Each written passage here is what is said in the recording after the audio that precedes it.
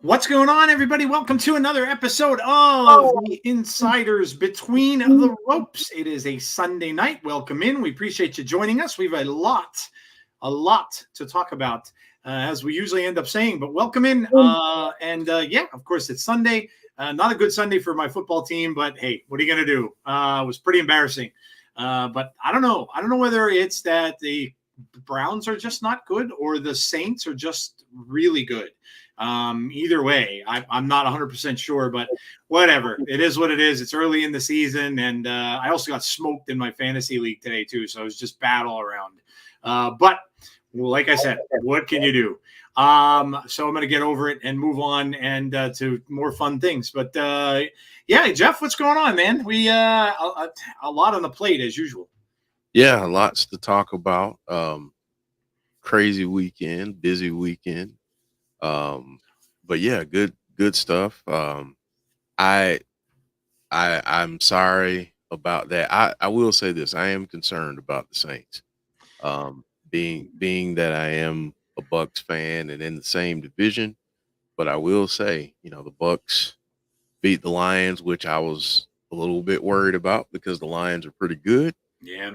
So this weekend, my high school team won.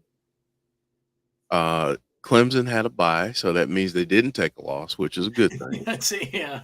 And JJ's team won again this week. They're 2-0, and he actually had an interception that set them up for the go-ahead touchdown. So that's awesome. So yeah, good stuff all around.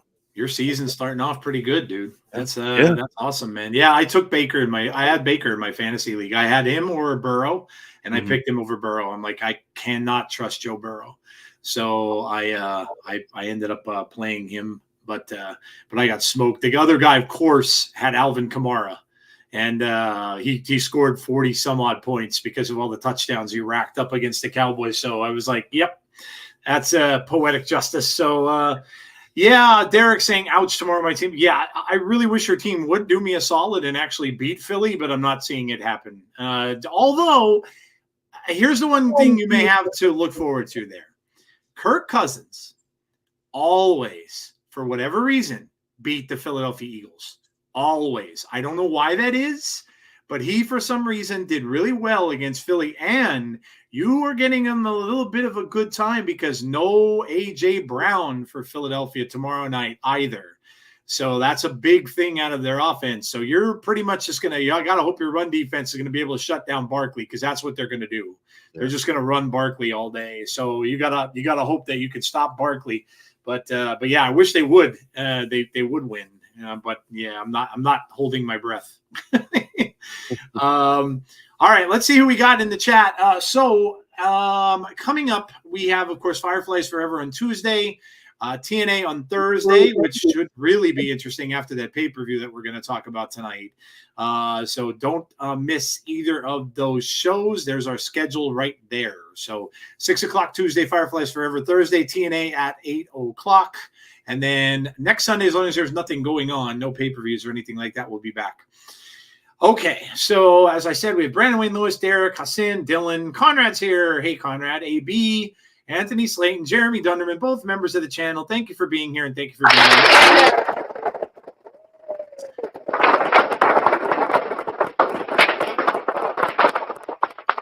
We've got Barry Monkey. We have Brandon. We have Bonus Baby, Hassan, AB. I think I said all of you. Clown is here.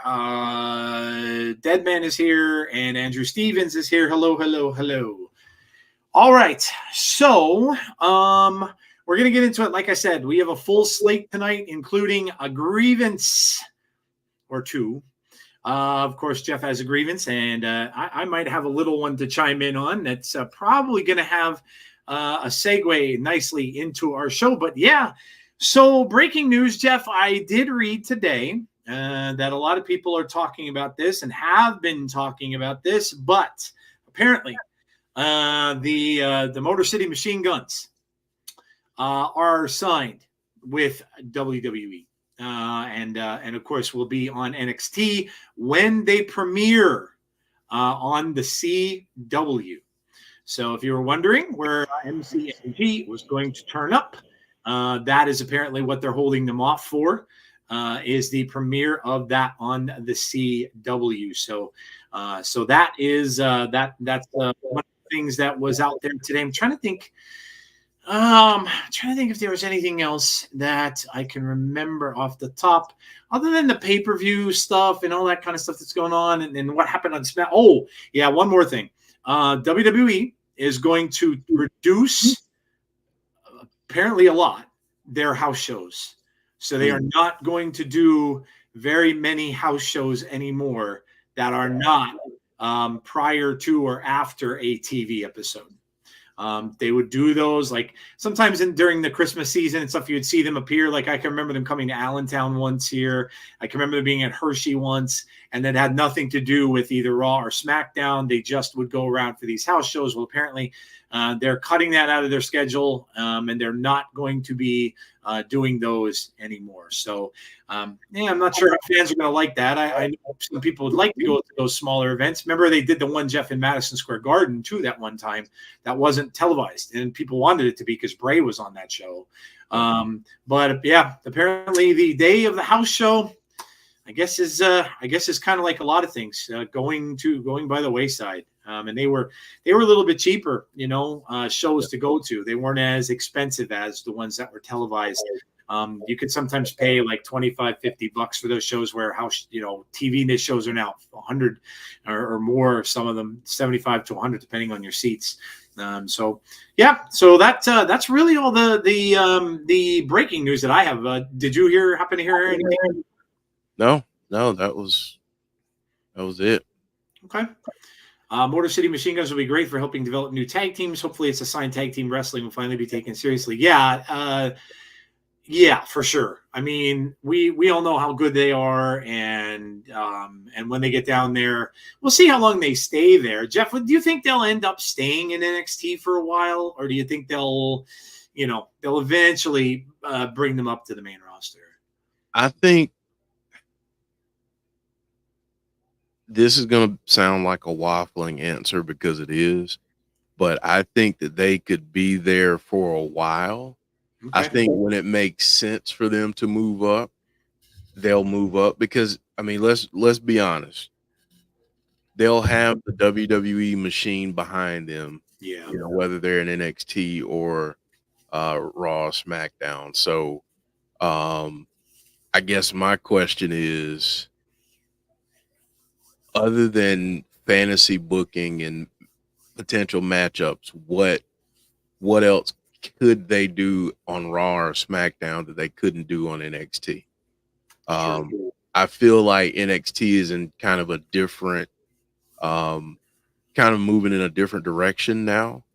It feels like once they hit the CW, they're going to be more willing to pull some people over from the main roster, so to speak. So um, I think it's going to be very fluid, honestly. That's just my opinion. I think it's going to be fluid. Yeah, I could see that. Yeah, I can see that absolutely. Definite win by Trips Michaels and President Con Nick. That is. The other cool thing is that, you know, maybe because they're on NXT and TNA has this relationship with them, a lot of our chat predicted that maybe they'll get inducted into the Hall of Fame at Bound for Glory, and the WWE would definitely be more apt to do that. Now that they have that relationship with NXT. So that would allow them to be able to come over to the show and everything like that, and it wouldn't be that big of a thing. So that's good. That's good. But yeah, they're the two main things that I had seen today and yesterday as far as stuff that's out there. Some seats in Buffalo, AEW. Yeah, actually AEW is in, and I think this is a go home show for AEW because they have a pay-per-view coming up soon, or not a pay-per-view, but the one that's in New York, the one that's in the tennis place that they do. Yeah, the Arthur Ashe one. And I think this is the last show before that. And that's in my neck of the woods in Wilkes-Barre this coming week. Actually, they were selling tickets there for $25, like literally $25. I don't know where the seats are, but they were pretty cheap. So had I not been working, I might have thought about going. Isaac, what's going on? When do you think the Lucha Bros debut in WWE? Is their contract up? Yeah, I didn't even know their contract was up either. I know that there was some back and forth at one point, but I don't know their contract status, so I can't speak to it. Yeah, me neither. Absolutely, me neither.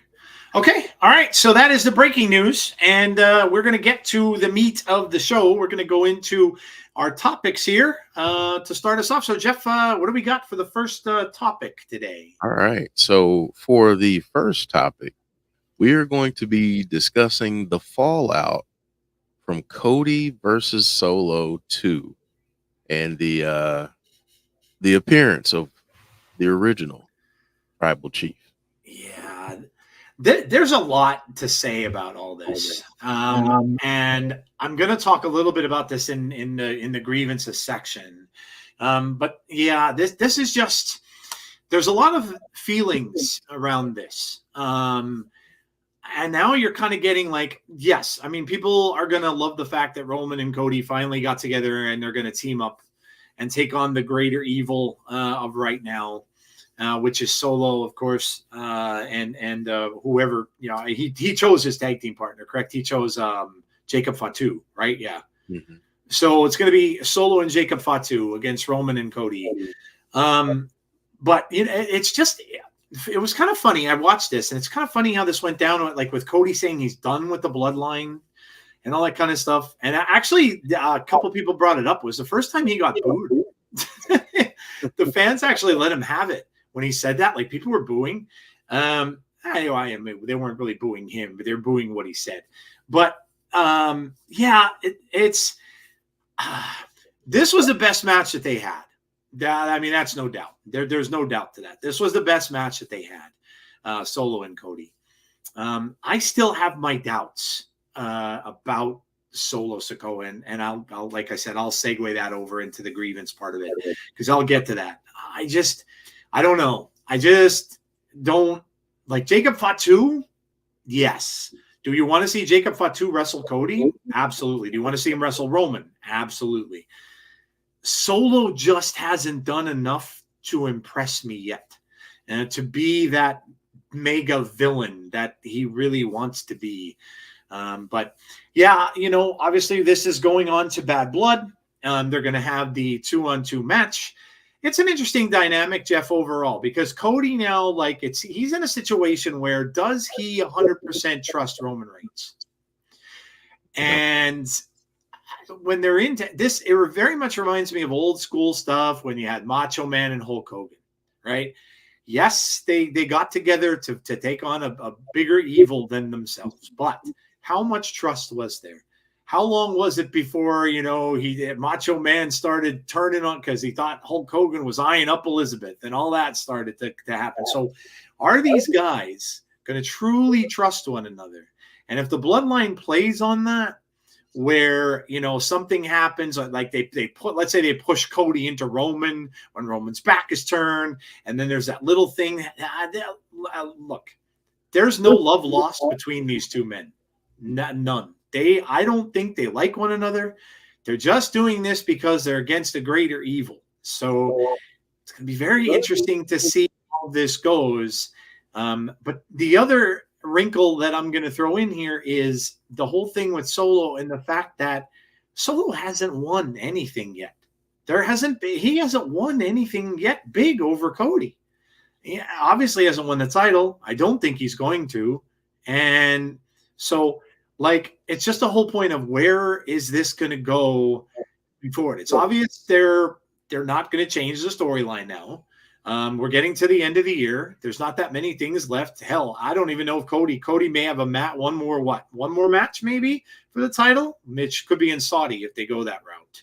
But other than that, where do they go with this now? Is this going to be the feud that's going to have them into next year or into Mania season and stuff like that? I don't know.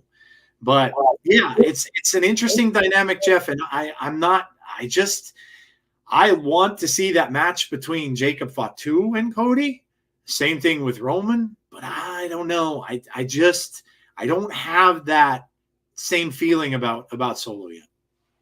Yeah, I mean, it's interesting because I think in some ways Roman maybe did too good of a job. Because when he's not there, even though the story continues, it just doesn't feel the same. And I think that's where you get some folks that are kind of checking out of it. And, we, oddly enough, we have the burning question of the week is about Cody. And, just hearing you say that and then seeing that question, it lets me know that there are some rumblings out there. And, is it time to move Cody away from the bloodline? Is it time to, kind of get him on a different path? And if so, what is that path? That's the thing. Because, I mean, if we're being completely honest here, which I believe in doing, I'm probably more interested in the world heavyweight title than I am this title. With Gunther. Yep. Agreed. Yeah, because it's not, I think I know what I'm going to get here aside from the random, Kevin Owens. And at some point we'll get Randy Orton because Randy Orton is going to Randy Orton at some point. So it's going to happen. But other than that, it feels like Cody's title run is absolutely tied to the bloodline. And that can be a good thing or it can be a bad thing. Yep. So I think, and again, I love Cody. I think Cody's awesome. Same thing for Roman and many others. I just think that with Solo, because he's so different, I think that's where the disconnect lies, because he connects with the crowd, but in a different way. And it's not the same as Roman. And I think anyone outside of Roman is just not going to connect that way, because Roman, what he did over the last several years was just wild. Yeah, I agree. And I'm going to go into this in more detail when we have our grievance section, because I'm going to flesh out the way exactly that I feel about this. And I had to do some thinking on it the last couple of days, but I agree with you. And and I'll talk about why, that I believe that this whole story, the getting there, where, the climb to where he is was so much better than what we're getting now. And so I'll get into that more a little bit later. But yep, very interesting. All right. When I heard this, it sounded like Cody was starting to turn heel. Any thoughts? I don't think so. They're not going to do that. Cody kind of talked about that a little bit on a show I heard him on, and he said that he would feel awful doing it because there's so many kids that, you know, he gives the shirts, that he gives autographs to, that come down. They have shirts of his, and he's just got a big fandom part of his that are children, and he said he would just feel like he was just letting them down. So I really don't think that that's going to happen. He said you can never say never in wrestling, which you can't. And Cody, you know, he played heels before. So it wouldn't be completely out of the picture for him to do it. But he just said as of right now, the way he feels, he doesn't feel like it would be the right thing to do. I agree with you. Give him a year or two. He'll change. Yeah. I agree. Listen, I mean, even Hulk Hogan turned heel. Come on. I mean, you know, even the biggest faces end up turning heel at some point. I agree with Jeff. I think the biggest issue goes back to the draft, and they did not create an in-depth roster or intriguing opponents for Cody. I agree, and I would have not put him on SmackDown. But here's what, and I'm going to spoil what I'm going to talk about. One of my thoughts on that is I don't think they could. Remember, Fox always kind of had their pick. Fox, for whatever reason, must have had something in their contract that said, because remember how Bray went there right away? Like, we all kind of thought he was better on Raw because it was a longer show and he could do his Funhouse stuff and do his promos and stuff. And when he came back this last time, he went right to SmackDown. So I think SmackDown, they didn't say this or admit it, but I think SmackDown has some kind of thing in the contract that said, nope, we get to choose. So if somebody gets it, and I think that they said, nope, Cody's coming to SmackDown. And I think that was a big part of it. Maybe even so enough where maybe that led to them parting ways. Maybe they're like, nope, screw this. You're not going to tell us what to, and maybe maybe the WWE was under something here that they kind of just had to agree to. And they signed off on initially when they did the deal with Fox. And now maybe they thought that, nope, we want to get out from under that because this does not work. And so, but yeah, that's a great point. Joe, just to add to that, here's where I'm going to be a little bit critical. If that is the case, then as the booker, as creative, it is your duty to then build people that are on that roster. Correct. Aside from, 7 members of the same faction. Yep. Because then you get the perception that your champion is tied to that story. And if you're not careful, people will think that it's going to continue to be tied to that faction.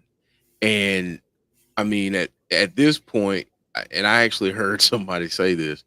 So I heard somebody say at this point, is Cody just going to challenge every member of the bloodline that ever comes in? And I think in some ways, like, I get it that, they were it was kind of tongue in cheek, but at the end of the day, it is a legitimate question, I feel, because again, outside of the bloodline, when you look at SmackDown, who feels like they're in that picture where they can challenge Cody? Yep. Like I said, other than a random Kevin Owens and at some point Randy Orton, who else is there on SmackDown currently?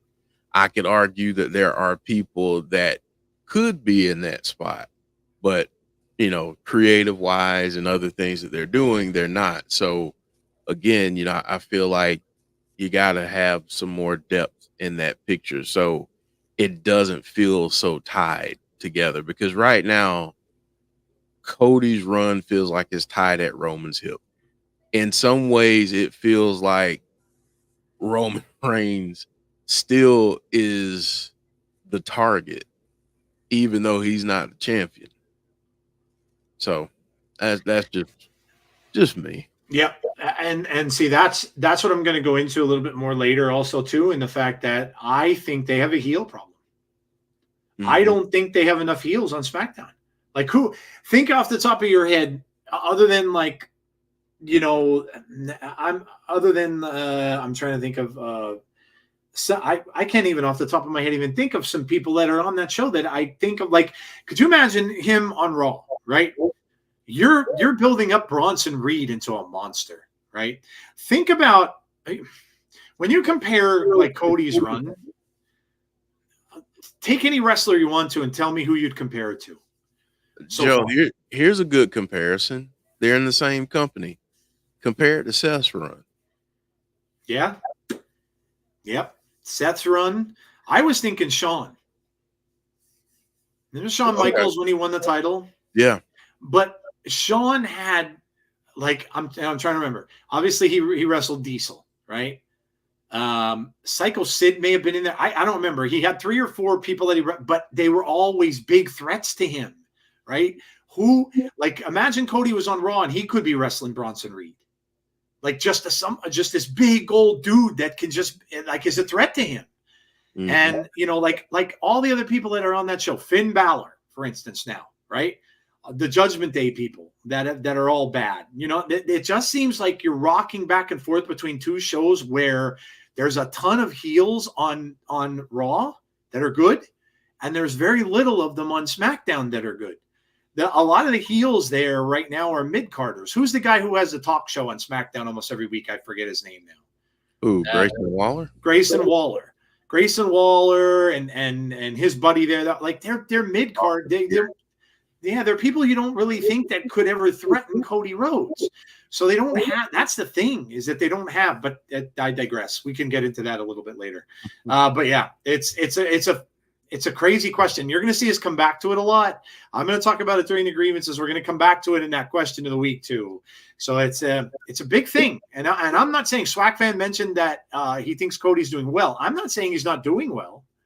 I'm not saying that at all. And Conrad brought up the point about that too. This is the writers. This is the people who are doing the feuds. This is the people who are backstage. This is really not what Cody's doing. Now, Cody may have a little bit of a hand in some of this, but, this is how they built it up. This is how, but yeah, like Conrad said, Raw is loaded. They are. And that's where I would have had Cody, because you could have built up any story. Gunther now. Gunther and Cody, like, I mean, they're loaded. And to look at SmackDown's roster, I've fallen out of that show's fallen out of favor with me. I'll be honest, I don't watch it as much anymore. If I miss it, I miss it. I don't care about it as much.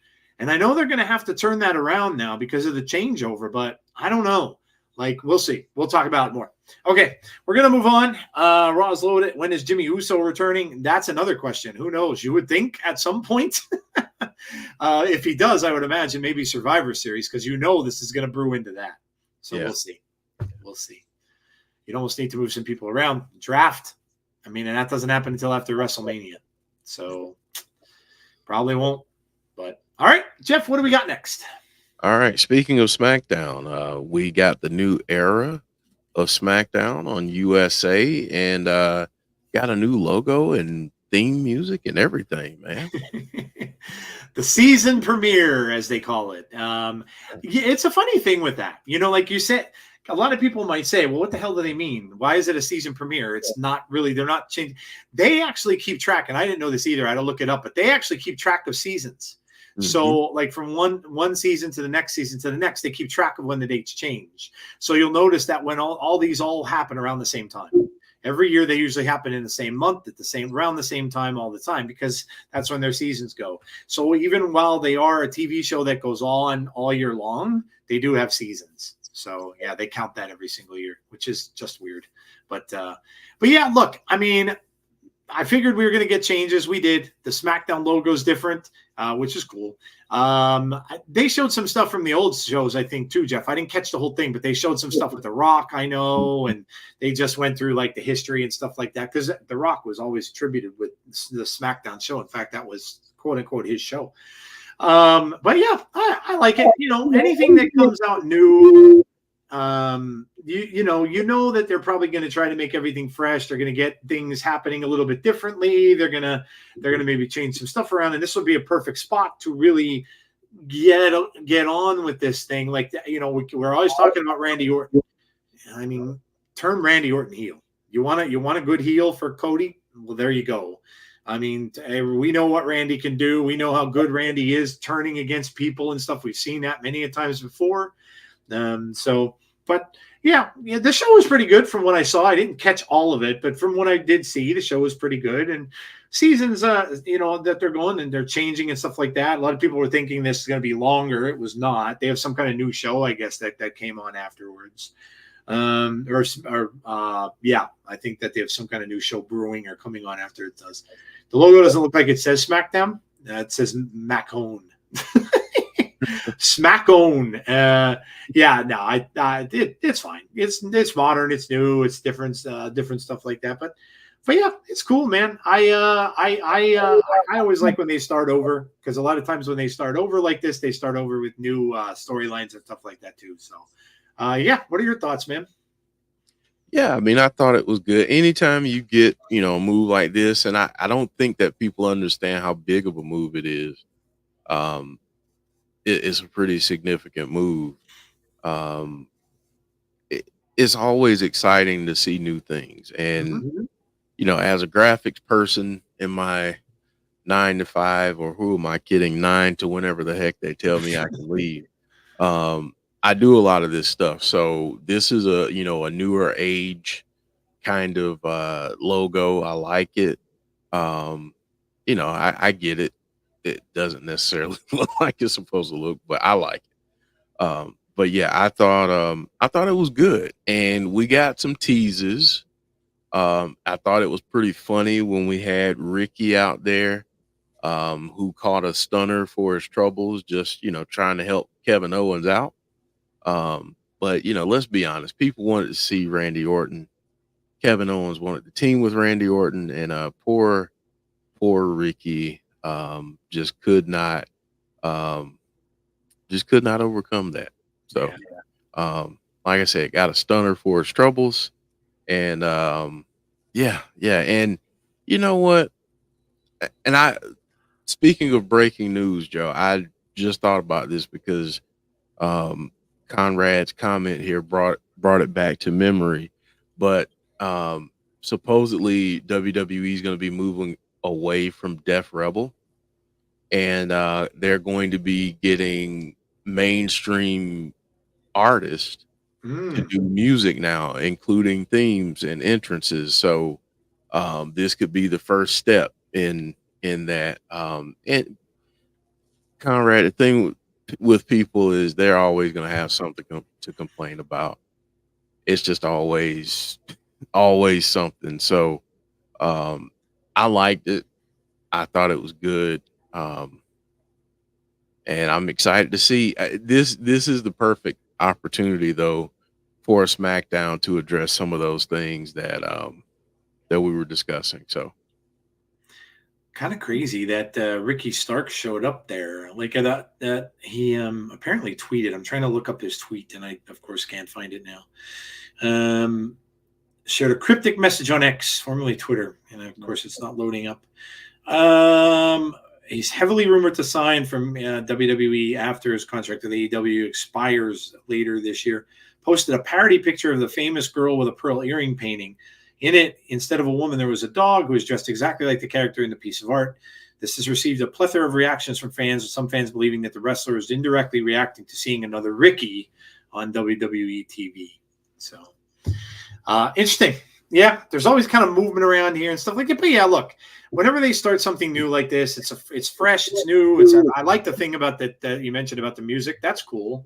Have something, it'd be kind of nice to have like music from actual singers and stars and stuff like that on the shows. I think that would be neat. A lot of times they use them for pay-per-views, but that'd be all right. I kind of dig that. But yeah, we'll see. Usually when they do this, and especially when they're going to go to a new channel, like this show came back to USA, and this is going to be USA's thing and stuff like that now going forward, because Raw is going to be gone. I can't even imagine the Netflix thing is going to be sick too. Like that, there's going to be so many things that are going to happen on that first show. I can imagine that's going to be like a big party. So yeah, it's going to be fun. It's going to be fun. So any thoughts on the background imaging thing thinking at the Wyatt Six. Oh, thinking on the Wyatt Six joining SmackDown. Oh, we did get a sighting of the logo on SmackDown. So it's true. Maybe they will see, and that's okay because they're a faction that can go anywhere. And look, we had mentioned that on our show. I remember Jeff saying it. Remember, we talked about it, saying about the whole thing with the bloodline, and they've got beef. They've got beef with the bloodline. Not the newer ones. They certainly have beef with Roman Reigns, and so. You want a faction that could kind of go on that ladder, that seesaw, where they can go from good to bad to good to bad to good to bad. Well, there you go. So yeah, I mean, why not? That's fine, and maybe that's what they're going to do with them. Maybe at some point they'll be faces and they'll go against people who are bad, and maybe at some point they'll be heels and they'll go against people who are maybe turn good but used to be bad. And that, that's the thing they could do with them, and that's cool. That allows you a lot of things. You could run that story through a lot of different things. So I think that's cool. Joe, I'm gonna ask this question of you. I want you to think back. We'll just say 2 years ago. Did you ever think that you'd say that Raw was too loaded and they needed to give some help to SmackDown? Oh God, no. No. I mean, I it up quite a bit, but I mean, come on, it's God, no. Shows how things have changed, you know. No, absolutely not. It really has. That's what I mentioned before. Like it went from SmackDown was way up here at the top of my list, and now it's come down, and now Raw has gone up here on the list. Raw is more important for me not to miss now. SmackDown I can miss and look at results, and I don't really care about it. So yeah, which is crazy, absolutely crazy. Who would have thought we've been saying that? Absolutely no one. So yes, agreed. Yeah, 100%. I would bring Damage Control, Wyatt Six, and Bronson Reed to SmackDown. The Resident Evil AMC, hello. Thank you for subbing. We appreciate it. If they need a big heel in SmackDown, turn LA. But see, I don't know, Barry. That's yes, he can do both. He's been a heel before in his career, but he just disposed of one of the biggest heels in that company, in Logan Paul. And now all of a sudden after that, you're going to just you're going to just snap your fingers and turn him heel. I don't know. It doesn't fit right now. Maybe 6-7 months down the road or something like that. Maybe do that. Do it a little sneakily though. If you just have him do that just now, like turn on a dime, it doesn't really make much sense. So yeah, I don't know. I'd wait a little bit on that. How about Logan Paul's now in some kind of? Oh, that was another thing I could have talked about. Breaking news: Logan Paul did a video calling out Kevin Nash. Oh gosh, which was interesting because apparently Kevin Nash said he's not a real said some things about him, saying he's not a real wrestler or stuff like this. He was going on and on about him, and then he came out and he basically told him to go F himself. He just came out and said, "F you, Kevin Nash. Who the hell do you think you are?" Blah blah blah. So I don't know. I know what's going to happen with that, but yeah, I get it from that era of wrestling. The wrestlers and the wrestling and the business was done a lot differently. Sure. So I get part of where he's coming from, but it's a new era. It's a new age. Honestly, with WWE, I feel like with Logan Paul, they kind of hit a jackpot because, I mean, now he's a naturally unlikable person, number one. People just love to dislike him. So, I mean, and he's earned that. But the other thing I feel for WWE is it's another opportunity to gain fans that they never would have had access to outside of signing him and getting his fan base to come over and watch. Those things in the business world that moves the needle. So yeah, I mean, I get it, but wow. I've got to go find that video now. When you listen to it, you'll have to tell me you'll have to tell me who you were siding with, because I'll be honest, and I can't stand him as a wrestler. But I'll tell you what, after he went through his whole little presentation and spiel on there, I'm like, you're 100% right. Like he's telling him, he's like, hey, you may not like me, but I bust my ass. I trained and I did all this stuff, and I'm doing, he wasn't bragging about his followers or anything and saying all that stuff. But he was, he was just talking the truth. He said, I busted my ass to do this, and I'm training and I'm learning all this stuff, and I'm doing stuff that people never thought I could do. And he's going in all this. I don't know what Kevin's bitching about, but whatever, but he pretty much let him have it. And I was like, yeah, you go, man. Like, it was the first time I really was rooting for Logan Paul. Did you need to take a shower after that, Joe? Yeah. Well, you know what? I've been drinking some of his prime drinks lately too. So he's turning you, Joe. Maybe I'm converted. I do like the Bomb Pop one. It's really good. Yeah. I love some Kevin Nash, but Kevin, bro, you were in WCW with David Arquette and Vince Russo were world champ. That's very true. Kevin Nash has been associated with a lot of crap. Finger poke, yes, the finger poke. Yeah, Kevin was associated with a lot of garbage. So he really doesn't have a chance to really shouldn't be saying anything about Logan Paul, but whatever. But I think he barked up the wrong tree. Although maybe it was in his intention. Maybe he just wanted attention and go after somebody like Logan Paul. You're going to get attention, regardless if it's bad or good. He's going to have his followers going after Kevin Nash, but maybe that's what he wants. Kind of like a Stephen A. Smith type of thing. He always wants to be the villain. Maybe that's what he wants. I don't know. Get his name back out there. But yeah. Anyway, all right. So moving on. What do we got next? All right. So we talked about Raw. Raw is moving to 2 hours, Joe. This kind of took me a little bit by surprise, especially because of what Jeff and I were just talking about. This is the first time in a long time that I can say that I'm fully invested in 3 hours. Like, I don't want to miss anything that's going on this show. And now they kind of have to cram it. Like now, we just had a first commercial free. We had a commercial free hour. And we had that Wyatt 6 thing go for like, what was that, 40 minutes, almost 45 minutes of the first hour. I think that went quite a long time. And so now they're not going to be able to do that anymore.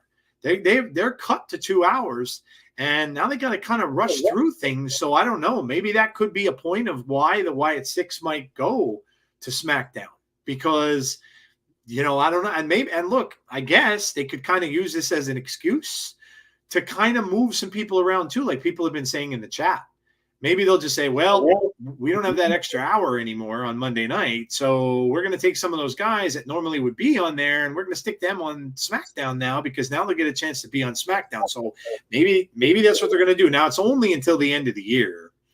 And, of course, when everything changes to Netflix and stuff like that. Yeah. But I think the thing, too, Joe, Jeff, too, that people have to remember, take the commercials out of Raw, and what do you have? When it goes to SmackDown, there's not going to be any commercials. If you're signed up for no ads, you won't get they'll have those little blurbs and those things that advertise WWE in between during the commercial parts of it.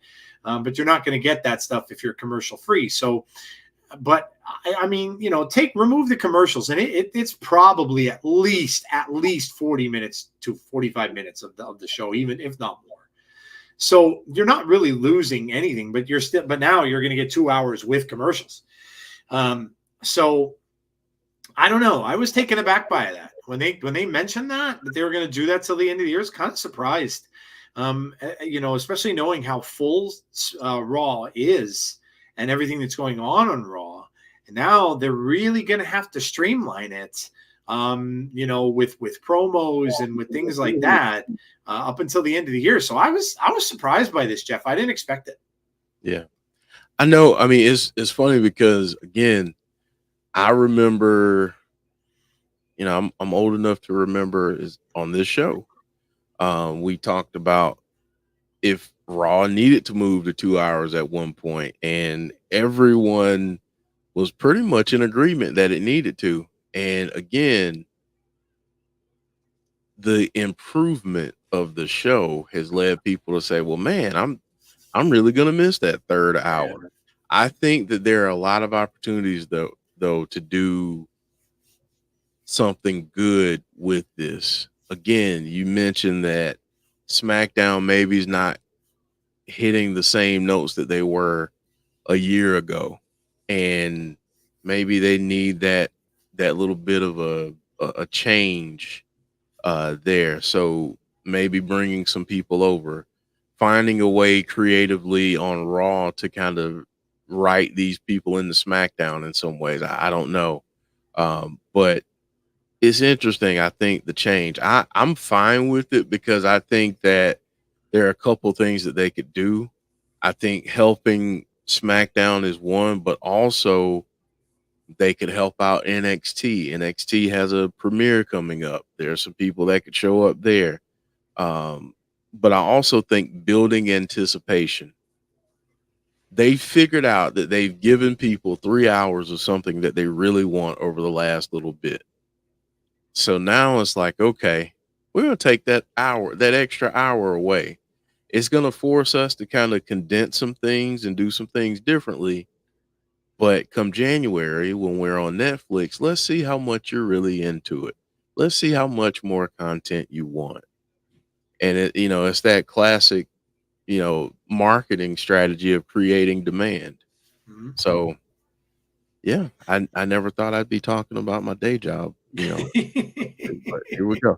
So yeah, but they're creating demand, I think, but also it gives them an opportunity to kind of spread the wealth from Raw to different shows. And SmackDown being one, I feel that needs, the biggest, bit of a spark right now. Yeah. Yeah. I mean, look at however they're going to do it, whatever they're going to do. I mean, maybe they're even thinking too that they're going to hit the ground running next year with Netflix and stuff. And no, somebody asked in the chat if that's going to be nation or worldwide. It is Netflix worldwide, no other places.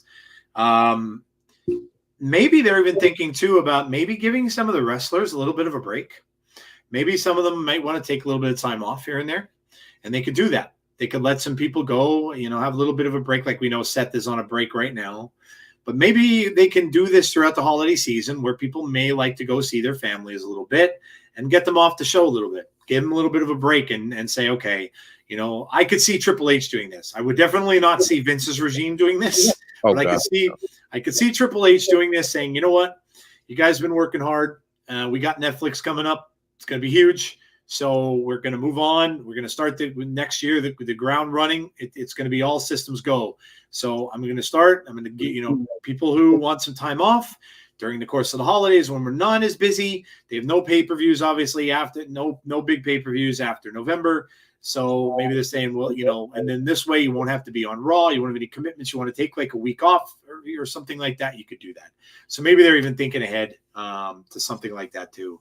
So, but yeah, I know fans were kind of not happy about it. Most people that I were seeing on Twitter weren't happy about it. But that's like Jeff said, that's because the show has been good. Imagine if it were 4 years ago when we were streaming Raw and the show was so bad. People would have been like, cut it to an hour and a half. Right? We would have been thrilled. I mean, we were like, yes, they're cutting it.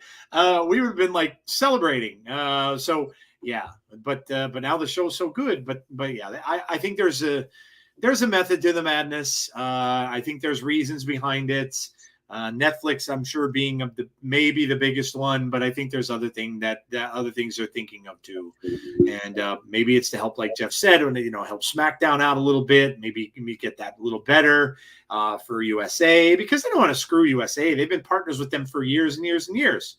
So maybe they want to help them out a little bit, get that show a little bit better, get it going in a little bit of a better direction, get some different opponents for Cody maybe and stuff like that. Like some of you people have been suggesting in the chat, maybe move Bronson Reed to SmackDown, maybe move some of these guys over, now that they can't have them on Monday anymore. Can I ask a question? Yeah. For inquiring minds.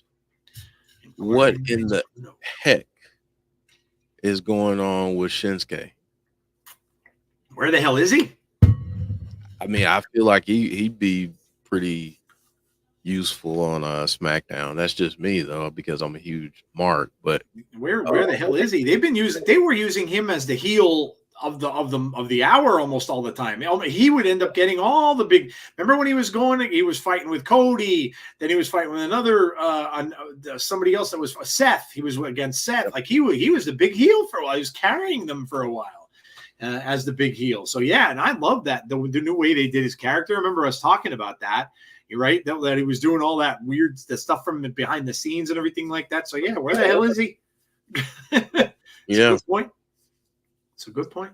First 2 hours on USA and then something like the last hour in Peacock. I don't think so. I think their plan is to just cut it down. I think they're just doing the 2 hours. I was following Tazzie's stream that came out. He was saying he wonders if they were going to do that on Netflix when they move to Netflix because of the Netflix commercial policy that they have. I mean, it could be prepping people for it, but from what Triple H has said, and I have no reason to not believe him, said that they were going to do however long they want.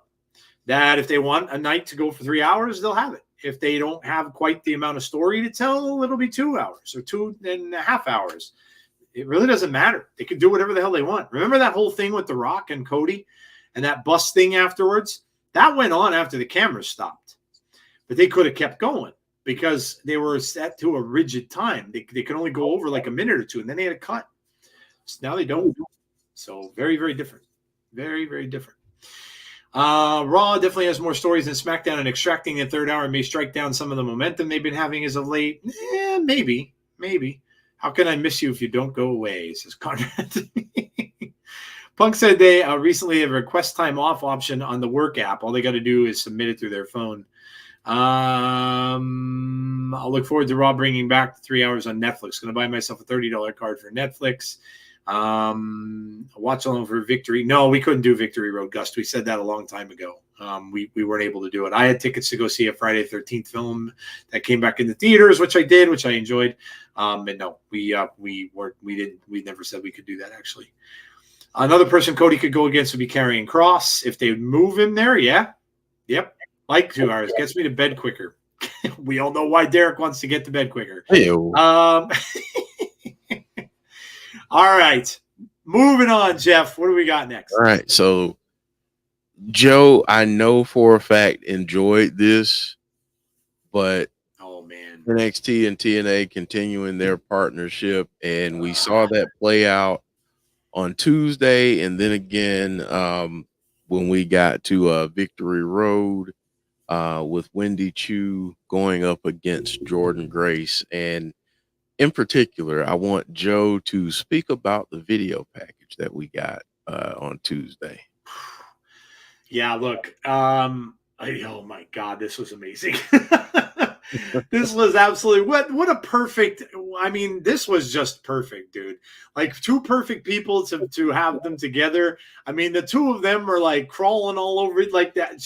One's licking the other. Like I'm like, what is going on here? That was amazing. Like Rose, look, I am so happy because Rosemary was kind of out of the picture for a little bit. Well, she's not anymore. And, you know, the fact that she's now going between NXT and back and forth, and of course, Wendy Chu, and Wendy didn't win, of course, or beat Jordan, but you can see where this is all going now. And I love this. They're taking this NXT thing and they're turning it into stories that they're going to use on their own show. So look, I get the angles from both sides. There are people that are saying they're getting a little annoyed because the people that go over to NXT, I mean, but which is not 100% true because the Rascals have won stuff over there. We just Wentz won a match over there. And Wentz beat Wesley on a PLE, so I get it. But yeah, I get that, and I think it's mostly because they're not winning titles there. But look, I'm okay as long as they keep doing stuff like this because they're using these superstars to kind of help one another. One's coming to the other one's show, and then this one's coming to that one's show. And now the thing is, right, and I'm sure this is going to turn into a match at Bound for Glory between Rosemary and Jordan Grace. Well, now Jordan Grace has to look over her shoulder because could Wendy Chu end up coming in and helping Rosemary win? So now Jordan has to have her, eyes behind her head and wonder how, what's going to happen here. So I like it, man. I love what they're doing. I love how they're having, they're sharing things. To me, I think it's about the best mutual share between two companies I've ever seen. Now, I'm not going back to like the old territories and stuff like that because I didn't see a lot of that. Jeff could speak a lot better of that stuff than I could because I didn't get to see any of that stuff really on TV. But I think this has been done very well. I don't see any drawbacks to this at all. I love seeing, Wendy Chu's new character is amazing. And now, like I said, they've won me over enough where I watch NXT every single week now. And I was not doing that. So now I will not miss an episode of NXT because you guys all know Rosemary is one of my favorite wrestlers.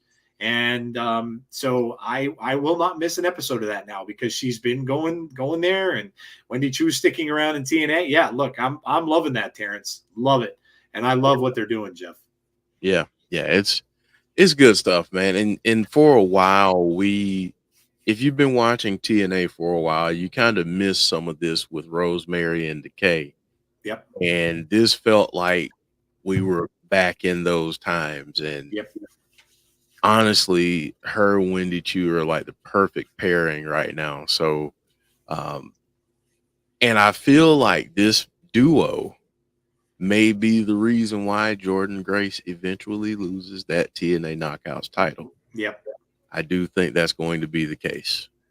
Agreed. Yeah. Look, that's, I've been mentioning that. And I'm pretty proud of myself because I called the system winning the tag team belts back.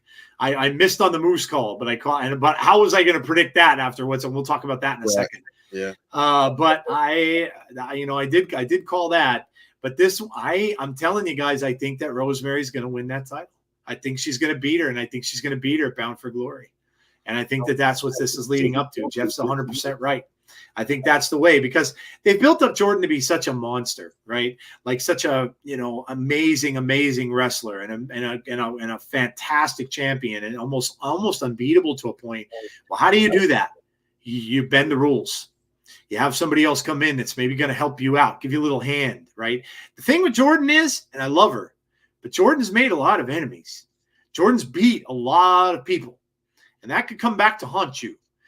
Because at that point, she's taken all comers on. She wants to, but look, all throughout that whole thing, not too many people are going to be wanting to help her because they're like, you just beat everyone. I don't want any part of that. But yeah, I agree with Jeff here. And I do believe I'm going to make that prediction. If she faces Rosemary for that title at Bound for Glory, she's losing the title. Mm-hmm. I really, really believe that. I really, really believe that. And it could be for more than one reason. I don't know when her contract is up. So if her contract is ending this year, she could be going to NXT or WWE. So yeah. But yeah, Jeff, I love this. Yeah, I'm a fan of, the horror stuff and Rosemary just by herself is awesome, but you add Wendy Chu in and this, yeah. I'm enjoying it. I love it, man. I absolutely love it. Yeah, it's helping everybody. Yeah, Joe Hendry. I know people were disappointed that Joe didn't win the title there. I was too. I kind of thought maybe it would be a cool little thing, like if he did. But then I thought, Josh is probably going to interfere or something like that. We didn't get that, and Ethan just won, which is fine. Yeah, that's going to put Ethan over. And I like Ethan Page. I like what he's doing in NXT. I think he's a good champion there. So I like it. I think it's great. I think everything they're doing so far, I think is fine. I'm not upset with any of it. I think it's all worked very well for both of the companies. So I think Danhausen on TNA would be in a good. I love Danhausen too. We've always loved. Me and Jeff talked about Danhausen a lot. We tried to get him on the show actually way back in the day, but he's just was super busy. And then he got hurt. He had a broken arm or something like that he was dealing with for a long time. But yeah, I love him. I think he's awesome. All right, man. I think we got, in fact, talking about TNA, let's talk about Victory Road, the pay-per-view. I didn't get to see it all, but I know the results, and I did see some of the matches. And, man, some results that people really weren't expecting. This is a pay-per-view that happened so soon after another that you don't think a lot of stuff's going to change. But boy, oh boy, Jeff, they really dismissed that. They certainly made changes on this. I talked about the system winning their titles back. Not necessarily something we expected. Talked about the Speedball Mike Bailey getting his title back. Zachary Wentz, didn't really expect that he would lose that so soon. So, you know what it shows me though, Jeff, is that they're not necessarily following the status quo. They're doing things a little bit differently now, where as in the past, you might have seen some of these people hold on to these titles for months and months and months, but you're not having that anymore. Things are changing, I think. And that change is always a good thing in wrestling because it makes it unpredictable. Joe Hendry's match with Josh and having the cup in there was beautiful. Hey, that was amazing. Got to protect your McNuggets, man, and that he did it at the perfect time. Yeah, that was awesome. And I don't know if that's going to still continue going on, but and in fact, and now we know that Moose obviously didn't win. I was thinking he would win it and Joe could go after Moose, but man, JBL again comes down and flattens Eddie Edwards and Brian Myers, just takes them both out. What is going on with this JBL thing? He's not just going to TNA. He seems to be going around and helping out champions from other promotions. This is something else. Like, this is something else that's going on here. They even talked to Nick Nemeth on Busted Open. They interviewed him right after this show. And they asked Nick about it on the radio program, Mark Henry, and then we're talking to him about it. And they were asking him, were you surprised that he did what he ddid? And he's like, yeah, I did. And he said, and then they're like, well, what do you think this is all about? And he goes, he came and whispered one word in my ear and walked away. And I really, I'm not really at liberty to say what that word was, but I really, so there's something going on there. And I don't know what it's going to be, Jeff, but again, it's something completely unexpected, pretty cool. And it's going to be more that we're going to see happen. When will that be resolved? Is that going to be resolved at Bound for Glory? We don't know. But it's kind of cool. Like, all this stuff going on. And being honest, I think a lot of people are probably happy to see Nick retain, just so he's not that what they call transitional champions that only has the belt for a couple of months here and there. And it looks like Nick is going to be around for a while. Looks like he's going to have that title for a while. As far as Joe, I don't know where Joe's going to go. I don't know if maybe he's going to have another match with Josh. I don't know. But we'll have to see. But yeah, Jeff, what did you think? Did you get to watch the whole show? Yeah, I got to watch most of it. I thought that, I was happy that Spitfire. Yeah, Spitfire winning. Congrats. Yes. Yeah, won the Knockouts titles. For sure. Yeah, I thought that was good. Obviously, the storytelling in the Joe Hendry Josh match was just awesome. Yeah. Hendry putting on his own ankle lock. That was amazing. Right. And winning with it. Winning with the ankle lock and tying this match back to his match with Ethan, which I thought was interesting. With the whole cup thing and the low blow. And I just thought it was good, man. And then Nick retaining, Jordan Grace obviously retaining. I feel like with Nick, I think the whole thing with Bound for Glory, it might be a little bit of a different story for him. I don't know that he makes it out of Bound for Glory as the champion, but he's had a good run, I think. Mm-hmm. I feel like this has been a really good run, and we've gotten to know more about him, see him with some promos and seeing his ability to speak, because he didn't get that opportunity very much in WWE. So seeing him speak, I feel like it's really won a lot of people over. So but Victory Road, and I said this in the chat, but I got to give a shout out to TNA's production crew because it looked so good. Like, the look of the show was so darn good. And again, I'm old enough to remember a time where we discussed TNA's production impact at the time, and if that was one of the things keeping people from tuning into the show, because we have done numerous watch alongs where the tech just wasn't stellar, we'll say. So yeah, I feel like we're seeing TNA hit a different stride right now, and it's good to see. It really is good to see. Yeah, yeah, I agree.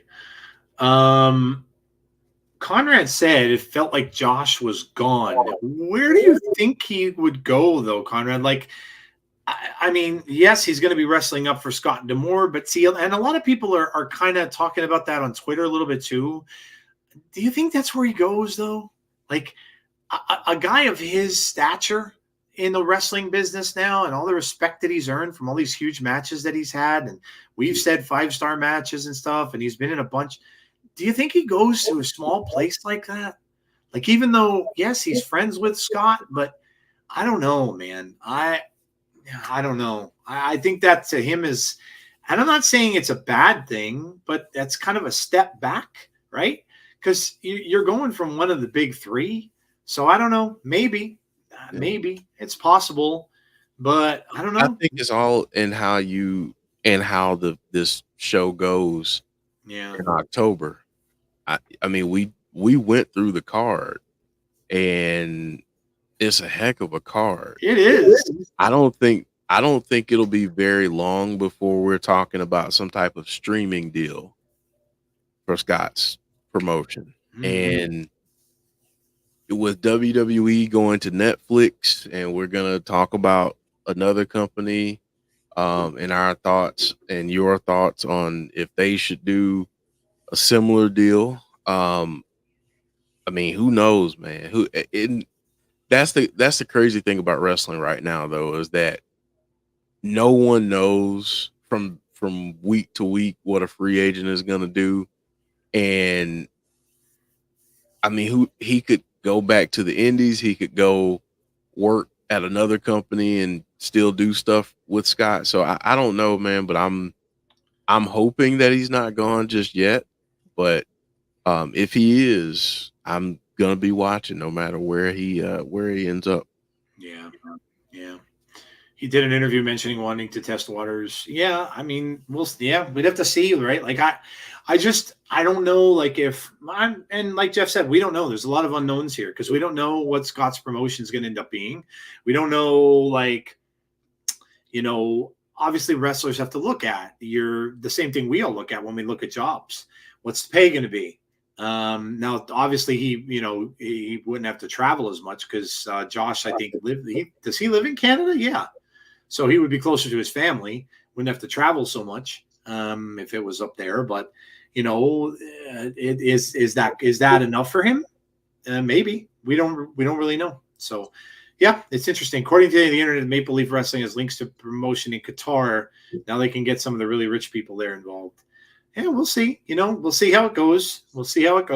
Like Jeff said, the card looks amazing. We're going to consider doing the shows.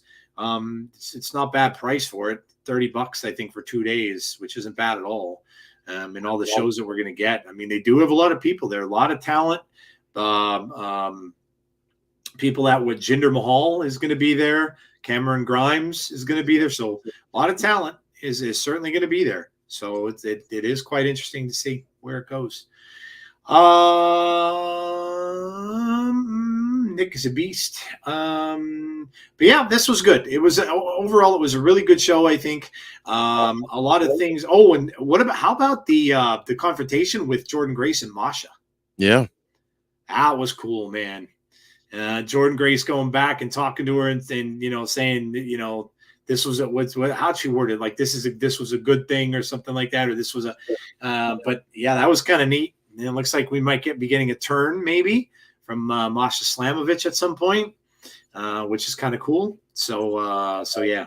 Hello, RK Shuttlesworth. All right, Jeff, I guess that will do it for that part. And oh my gosh, guys, it's back. It's back. I know you all missed it. It's time to hear from Jerry Stiller because it's everybody's favorite part of our show. The airing of grievances. The airing of grievances. I got a lot of problems with you people. Now, you're going to hear about it. Jeff, you want to start or you want me to start? Yeah, you can start. Okay. Mine's going to be pretty simple because it's still on the top of my head. All right. We talked about this earlier. The whole thing with Cody and Smackdown and all that kind of stuff. I'm going to come right out because this is the place we do this. I'm going to come right out and I'm going to just say my piece. And people may not like it. Some may not. Some may not agree, and that's okay. After seeing the buildup that we got with Cody, I was behind that entire thing 200%. The story about Cody's rise, and then the story about the whole thing with Dave LaGreca on Busted Open, that whole narrative and The Rock and all that kind of stuff. They built him up so incredibly well that everybody was just dying to have him win that title. And they even changed the plans they had because of it, which is gotta be one of the first things that's ever happened like that in WWE. Would never probably happen had Vince been around because there's no way he would have allowed it. And that happened. But I have to tell you that now there have been good matches. There have been good matches. He's had some great matches against some of the opponents that he's faced. But I have to tell you, and if you would have asked me this 5 months ago or so, what I felt about it now and Cody's reign, it's boring to me. It's absolutely boring to me. It's repetitive and boring. And I love Cody. I think he's fantastic, but I am not impressed with any of these. Like, come on, you handed a title shot to your buddy Kevin, right? Kevin then holds back, doesn't do anything bad because they don't want to turn him heel, which would have been an amazing opportunity right there that they let slip through their fingers. Turn Kevin Owens heel. He's damn good at it. And that would have been a great one. You could have continued that. You could have had that going for a while. Now he's right back full circle again to the bloodline. And like I said, it's just not holding my interest. And it's a part of the reason why I'm not invested in SmackDown anymore. There's no one on that show, I don't think right now, and I mentioned it earlier, that are high enough on the totem pole of a heel in order to be a person. Because listen, we all love wrestling, but when you watch a wrestling show, you have to believe in the heel and the face. You have to believe that the heel can take down the face. There is not a person over there right now that I believe can take down Cody Rhodes. There isn't. So I know that when he's going to wrestle someone, he's going to win. I know they're not going to take the title off of him. They may not take that title off of him until next year's WrestleMania. I don't know. But the problem is, and I mentioned it earlier, they have a heel issue. There's no one over there. There's not a Braun Breaker. There's not a Gunther. There's not a Bronson Reed. There's not a just I can go on and on. The whole Judgment Day. There's not anybody that's on that show that I can believe or invest in that is going to present Cody a problem. Now, Randy Orton would be a great one, but they don't look like they're going to make that change, at least not right now. I don't want to see him turn heel because I think I don't want to see him turn heel because he's just so invested in that right now too. And I don't think he'd want to do that because I mentioned that too. He had said he doesn't want to do that right now. So but they have an issue. They have a real problem here. This is the guy. This is the guy. Gunther is not the guy. Gunther's great.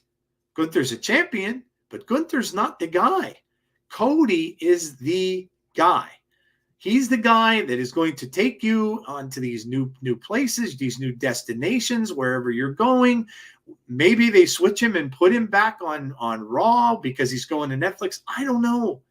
But it's just very, very underwhelming to me and very, very boring. And remember how we used to laugh and we used to say how boring Roman's matches were? Because Roman was always winning and winning the same way. He would cheat to win all the time. Cody's not cheating, but he's winning all the time, and because because of the fact that he doesn't have, and look, it's not Cody's fault. It's the producers, it's the writers, it's the people who didn't make chess moves and pieces move when they needed to. And now he's just stuck in this rut of where it's him and the bloodline again, or him and nothing. And I don't think that as situated right now, the way that they have it, I don't really think that Solo Sikoa is anywhere near Roman's level. So that to me is not believable. So, right. So to me, that is not believable either, because I don't think that I just don't see it. And so we're kind of back to square one with him. So I don't know. I want to see a change, but I just don't know when it's going to happen. It's obvious they're going to go forward with this thing with him and Roman, and I don't think they're going to turn on one another either.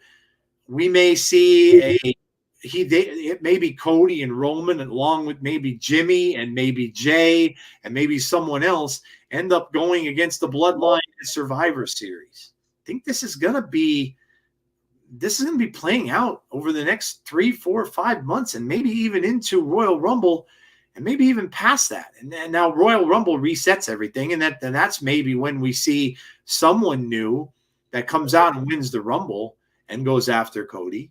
But I just don't know. Like, until then, it's one of the reasons why SmackDown to me is just not interesting, because you have your top champion of both of those shows on SmackDown, and just nothing that attracts me to want to watch it. So, yeah. So I really don't know. Is there an answer here?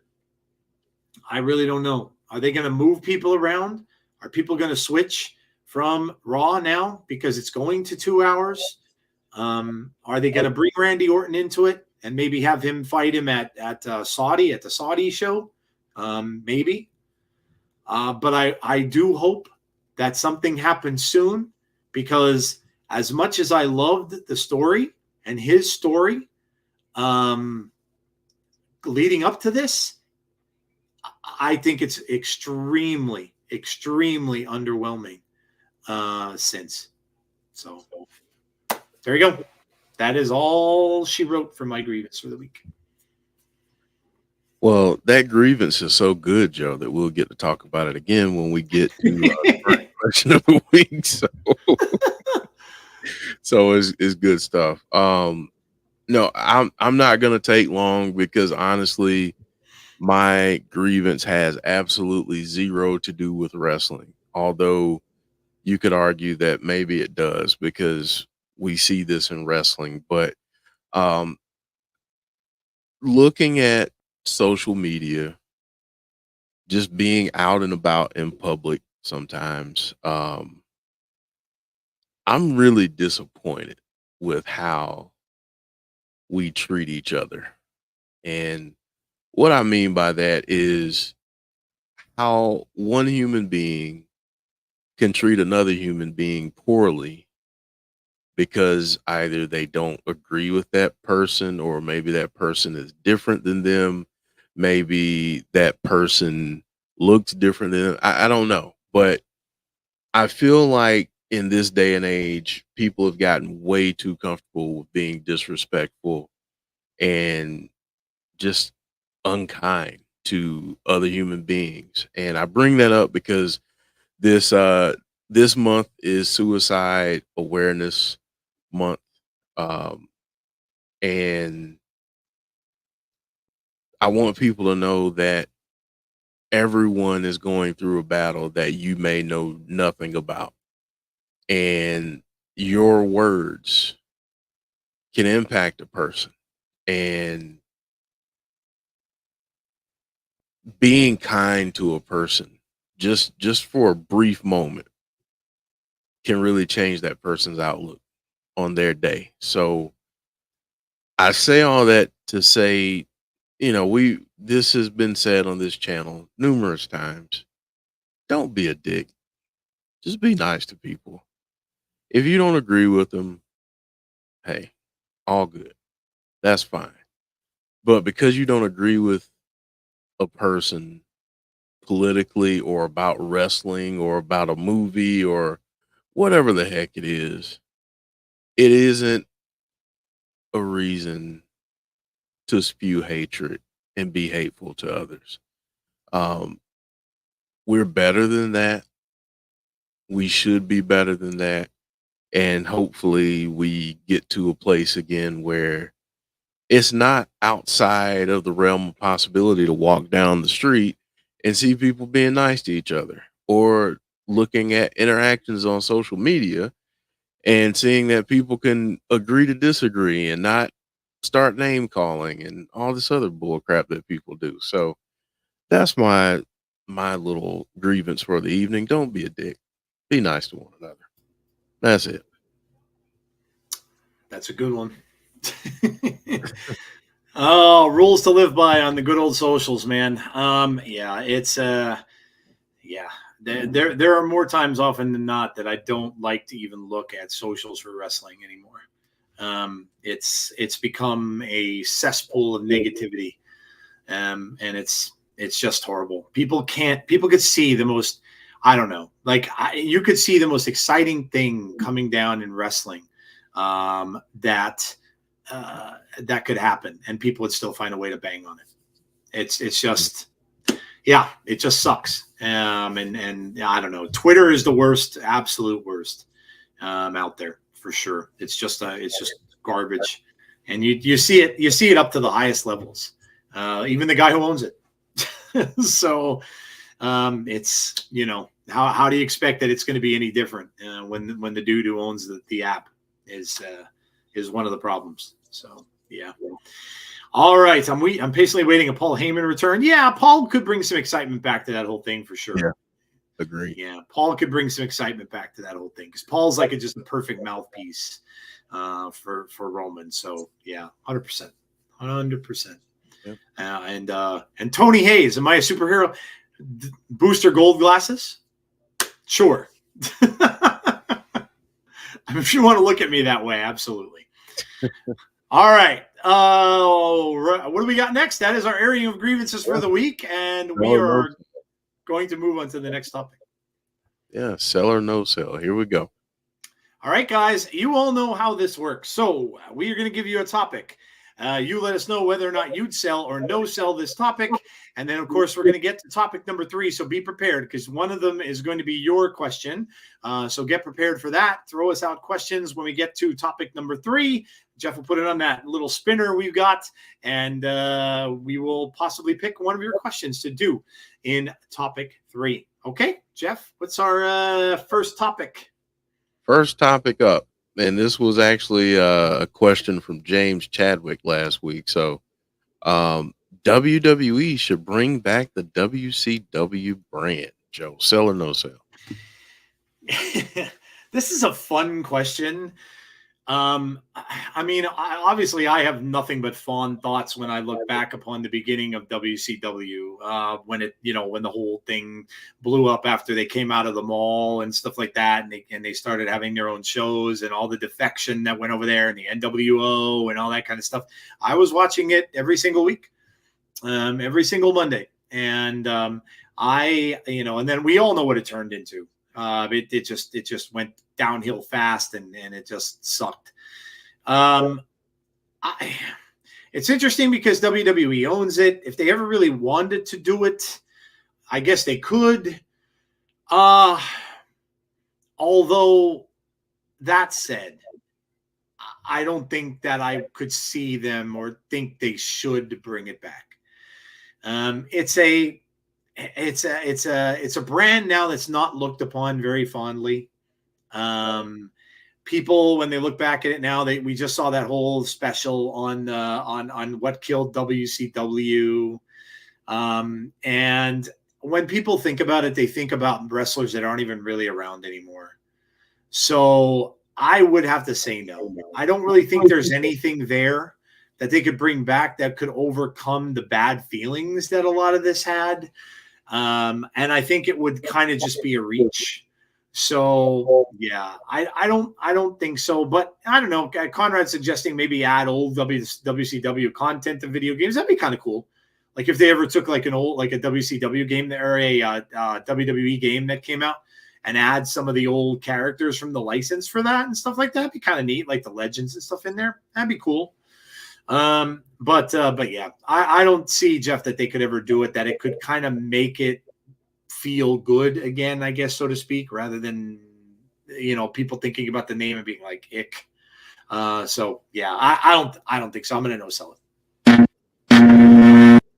There we go. I think I'm going to no sell it too. And the reason being, I think if it happened 10, 15 years ago, maybe. But I think, in terms of bringing back if you're talking about bringing back another show, definitely against that, because I feel like there's just too much, and where are you going to put that show? I like the idea though of bringing back WCW content. So adding WCW wrestlers to the games, maybe doing a special once a month where you highlight some old WCW matches and different things. And there are so many WWE wrestlers that were from WCW, you could do a series just on that. So again, I feel like if we're talking about a show, I'm not there at all. But I think if we're talking about adding some of the content, that could be a direction to go in. But if it's the show, I'm at a complete no sell. Yeah, I agree. All right, let's see what people are saying here. Go up here and find out where it started. Sell, I suppose it could work if done right, says AB. Tony says no sell. I wanted AEW to bring WCW back. I kid. I'm going to say sell. Bonus baby. I love WCW, but what would WWE do with it? Got a no sell. Conrad says no sell. I think it's been too long now, but I would love to see more of history with uploading old shows, YouTube clips, etc., etc. Yeah. No sell, but the concept is interesting. Make another brand to keep development, says Deanna. Interesting thought. Damien says, I unfortunately don't know that much about WCW, so I'll no sell it for that reason. Good point. Dylan says no sell. RK Shuttlesworth says no sell. I can't trust WWE treating it respectably as a brand, regardless of if people think it should be treated respectfully or not. LOL. I'm not selling because I feel there's no point of it since WWE themselves own it. WCW on TNT Sports. WCW did have some beautiful belts, though. They uploaded a new video to the vault today. It was WCW Saturday Night, actually, says AB. Oh, look at that. I think Triple H is too invested in NXT name, though. No Vince Russo. No sell. That I could probably tell you would never happen. No way, no how. Come on, bro. LaGreca wants to give him a job on Busted Open at some point. He said he's going to give him his own show if they ever expand. Really, 24 bro? hours. Yeah. He said if they ever go to 24 hours, which I guess that might be in play, that they're going to get. He said they're going to give him his own show on there.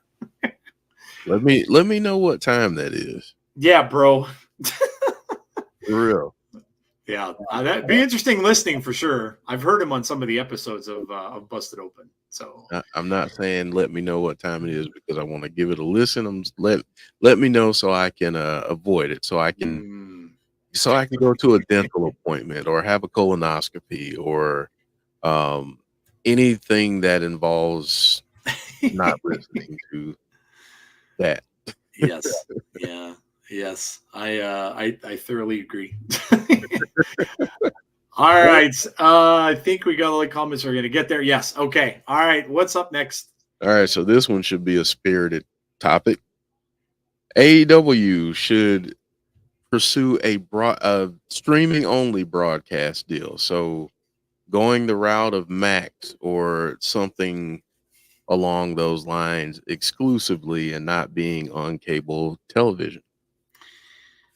Interesting, especially since in the news this week we got a little blurb out there about them possibly looking to go to Fox for future stuff. So maybe there's some sort of discussion involved there. I mean, there's advantages to this because they don't need to worry about ratings. But I don't think it would be smart at this point in their early, in the early part of their company. Nah, I'm gonna no sell it just because I think that I think they need to perfect what they're doing first of other things, and to go with just another streaming service. And again, you got to remember about the streaming service. Let's say it's I don't know. Let's say it's Max, or let's say it's Paramount, whatever. Let's say it's something else. No, that's something else that your viewers are going to have to pay for. They're going to have to pay for that now, right? If you're struggling a little bit, and I think everybody can kind of admit that they are struggling a little bit, to fill arenas and things like that. Are you going to want to force your crowds, your people that watch you, your fans to now pay to watch you? And is that going to help you go forward? I kind of maybe don't think so. So yeah, I'm gonna sell that. I think they need to do something here. I think maybe the Fox deal is a good thing. Maybe they should go to Fox. Fox is more sports oriented, and AEW, to their credit, was always a little more wrestling oriented, right? They always like to have Tony likes to do his 5-star matches. That's what he wants to do. And that's okay. That's perfectly fine. Different wrestling is great for everybody. And maybe they would like something to be a little more sports oriented. So maybe Fox would welcome that in. They'll be a little more into that and stuff. So I would rather, I think, see them pursue that, if that is a truth or whether it's a rumor or not. But maybe, I agree, Deanna. They won't necessarily want the blood and all that. That would probably have to stop. But I don't know. I think I'd rather them look at Fox than to look at a streaming service. So, so I'm going to no sell it. You mean you don't think Fox would be attracted to having barbed wire explosive? No, probably not. A needle and all of that good stuff. Probably not. Here's where I am with this, because I'm looking at it purely from a business standpoint. I'm one of the people that, and I know Joe feels a lot of the same about the ratings and stuff. I don't care about the ratings. As long as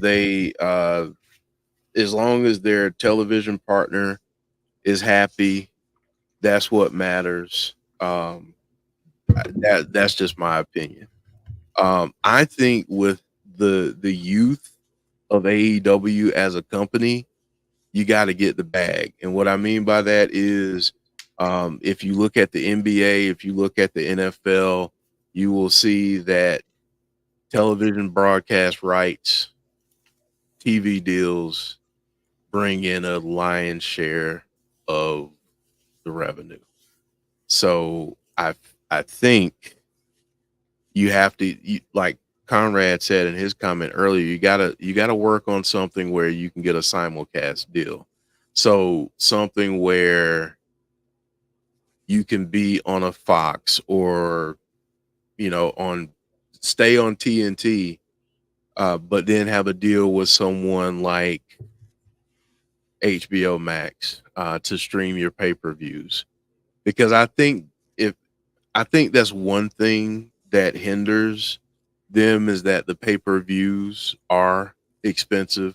Granted, you don't have as many as an AEW or someone like that. You don't have as many as a WWE or a TNA, where you get stuff every month. But still they're expensive. And right now, um, times are hard financially for people. So if you're gonna make me choose between feeding myself and buying a AEW pay-per-view, I can tell you right now, I'm gonna feed myself. And that's just how it is. So I feel like if they can do something like that to increase their visibility, um, that's only going to help. But I don't think I don't think that's I know people are talking about the issues that are going on right now there, the perceived issues. I would say that that's a different conversation, and I don't think that has anything to do with um, any of the TV rights stuff. Yep. Yep. I agree. Said it since day one. TV rights. Those live events are a loss leader. Get folks reps, but is it worth the cost and happiness of talent? Mm-hmm. Well, good point, It's a Conrad. it's a business. I mean, ultimately, you are trying to bring in revenue. One, so you can pay people and pay your bills. That's what you're trying to do. And getting those TV rights deals, I can tell you right now, having worked at the NCAA, probably 95% of our budget was because of the TV rights deals. So I mean, those are the kinds of things you have to look at when you're running a business. And, you know, if they can shop around and find a home that gives them that opportunity to have a place on cable and a streaming service, go for it. Mm. Yep. TNA is a much better product to watch. Also, like Jeff said, battling WWE way doing things. Peacock is tough to beat. TNA needs better production to make it more WWE like they don't show the crowd. Young Bucks and Jericho need to go far, far away. Jericho, there's some rumors going around. Bully was talking about it that he thinks Jericho's going to end up back in WWE. Watch who you get news from. People have been coming out of nowhere with info who never talked about AEW but do business with TKO. Yeah, you always got to watch for rumors anywhere. They're just, rumors can be just from ridiculous places. Anybody can go and throw a rumor up. I also don't think that TNA and NXT are doing wrong. Doing shows from one place is better than doing a live show from a half-empty arena. Doesn't matter if you're making cars, selling fruit and vegetables, or running a wrestling company. The aim is the same: maximize profits. TNA needs to get on the road and do some live shows in the Midwest. Yeah, I'd love to see them come by me at some point too. Who knows? Maybe that'll be in the plans in the future if things keep going well for them, which I hope that would be the case. I mean, we have a pretty small arena that's up by me. I mean, AEW is going there on Wednesday. So, but I don't know if they'd even look at that yet because it's a hockey arena for the Penguins. What are they? AA, AAA, however they call that team, the Little Penguins. And it still seats I think that can seat about probably 15,000 people. So I don't even know if they'll want to go that far yet. Russo has done some crazy stuff. Some of it entertaining, some of it not so much. Yeah, I agree. I agree. And listen, whenever I make a comment like that, I'm in some ways joking because I mean here's where I'm at with it. People like Vince Russo, like Jim Cornette, like Eric Bischoff, they are lightning rods for attention right now. Why? Because they say some things that are just so outlandish. Yeah. But the one thing I can say about all three, whether I agree or disagree, is that their knowledge of the business I respect because they've been there, they've done that, they've been on the big stages, they know how things run. But it's 2024. They're not booking the shows anymore. They're not employed by wrestling companies. So I don't get some of the hate, some of the division that they try to put out there, but I respect their wrestling knowledge is what I'll say. But I choose not to listen to certain people just because I feel like their agendas are not pure, we'll say. And I'll just leave it at that. Shane McMahon makes more storyline and Tony makes best wrestling match work together. AEW back to the top. You really think that can happen? I don't know. I think that was just a one-off type thing. I don't think they're really gonna get together. We haven't really heard anything about that since. So I don't know. I think that was just two owners of wrestling companies, kids having a chat. I think that's really all that was. So. But we'll see. Okay, it's time for topic number 3, folks. Now this is the part where, like I said, we need some participation here. So we are going to get this question from you. So start putting out some of the sell or no sell questions here, so we can get them on that spinner and pick one of them to read out as our third topic for sell or no sell. So please start getting them out there. Sell or no sell would be a new signing will be the one to dethrone Cody in 2025 from Dylan. Okay, I got one from Brandon that says the interaction between Rhodes and Reigns could be the beginning of a possible Rhodes Reigns 3 at WrestleMania 41. So I'm going to put that in there too. Okay. New signing. You said could dethrone Cody? Sell or no sell, a new signing will be the one to dethrone Cody in 2025.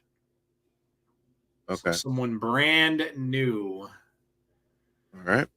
Conrad says NXT should go on the road after the move to the CW. All right.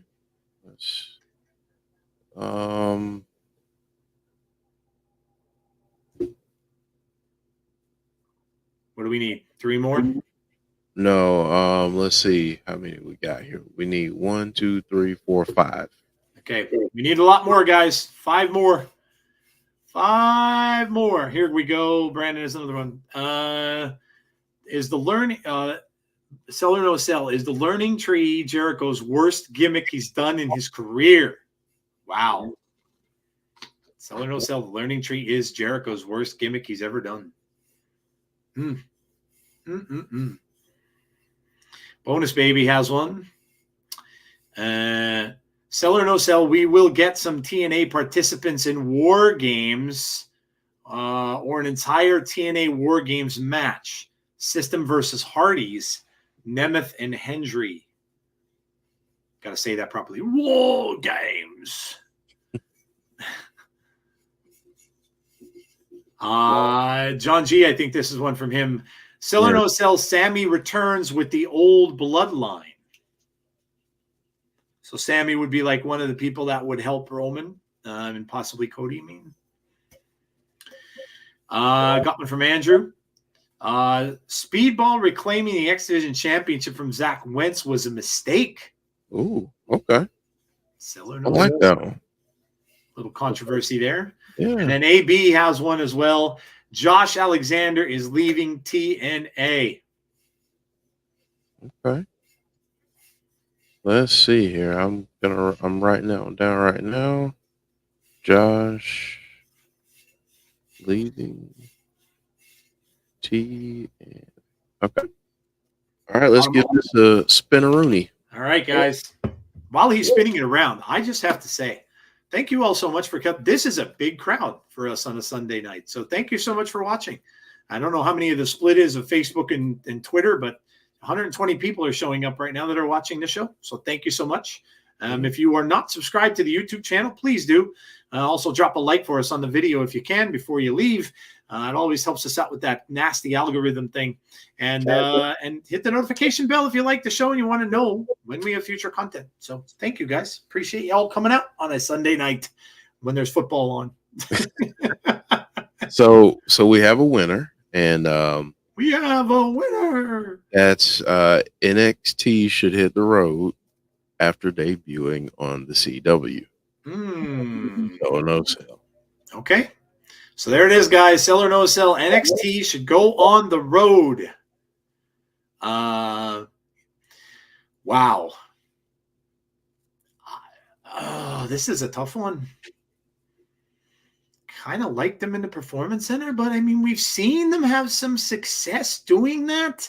It would have to be done in a kind of TNA way, and maybe they're looking at their friends there as a way they could do it, where they could go to some of these places like even TNA was going to, like those smaller little, places like in Vegas, and now they're going up to Detroit.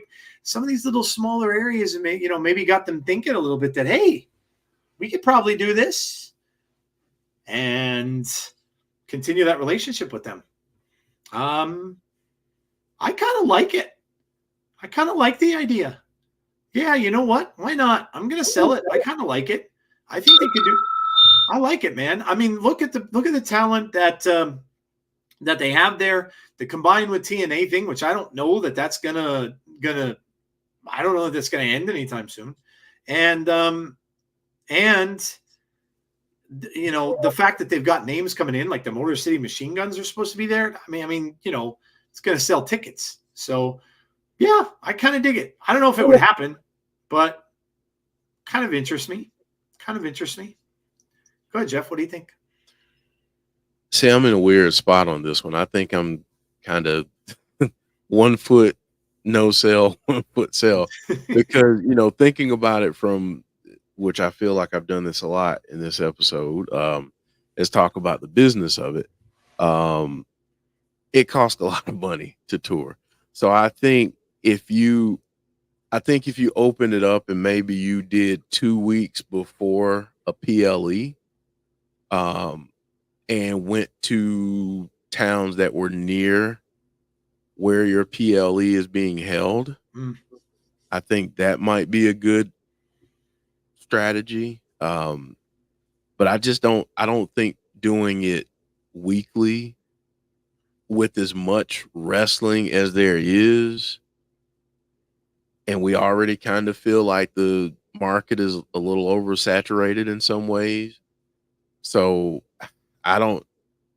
that's where I'm hesitant to say sell completely. I think if you're doing it around PLEs, I think that's a different story, and I'd be fully behind that. Okay. Yeah, fair enough. All right, let's see what we got here. What are people saying here? We got a sell from AB. I sell in NXT if the other WWE shows are not traveling as much. No sell. Money production costs, says Deanna. Say no sell, says Conrad. I just don't know if the market will be able to sustain it because it's going to depend on new talent you have coming in, unless you plan to make 90% of people go through NXT. Dylan says sell. Deanna says house shows, yes. Hassan says sell. I like the idea, though. Sell, I don't think it would hurt. Got away costs. Maybe do a joint venture with TNA, do NXT Live, then tape Thursday's TNA. So then TNA would be almost live weekly. That's an interesting little idea. That is. I like that. I sell the NXT thing from WWE's business standpoint, but it might cut into other businesses for other companies. I'm no selling, at least for now, said Brandon. Sell, but occasionally for the named specials they do, like Spring Break. Okay, so like Spring Break, maybe Halloween Havoc, like something like that. Okay. Cool. All right. Well, there you go. So thank you for doing that. We appreciate it. Thank you for volunteering your questions for us for that one, and we'll obviously do that again the next time. So keep them in mind for the next time we are here. And as I always do, I save the ones that we don't pick. So maybe you'll see yours in the regular selection. So there you go. All right, we're moving on, and I do believe that it might be getting a little warm in here. Yeah, it's about to get warm. A little warm in here. And it was already warm, but now we're about to really get warm. So because we're going to be talking about, Cody Rhodes again. So, Joe, you basically answered this, but for folks who tuned in late, Has Cody's run as champion been boring? I feel like it's been underwhelming, but I'm curious to hear your thoughts. I mean, maybe underwhelming is a better word than boring. There has been times where some of the matches were a little predictable, but they were always kind of fun. I mean, even the Kevin Owens one and stuff like that, which I knew was what was going to happen there. And I knew it was going to happen with all of them. I knew Cody wasn't going to lose. But some of them have been fun. So I don't know that I go and say it's been boring. Underwhelming is probably a better word to use. But I do agree with this for all the reasons I talked about before. It's just, they just haven't done him justice. And like I said, I'm not going to blame this on Cody. I'm going to blame it on the powers that be. They didn't set him up right. They didn't look ahead. When after this whole thing, I don't know, were they maybe in a thought process where, well, let's just have him get past this whole Mania thing and then we'll think about it later. Because it almost seems that way to me. So that could, but I feel that maybe they let him down. And, he's not the one booking the matches. He's not the one that's maybe he has some involvement in it. And then going back to Conrad's point, the brand split was awful. I mean, we know even when they had the draft, we could see it during the draft that Smackdown was not great.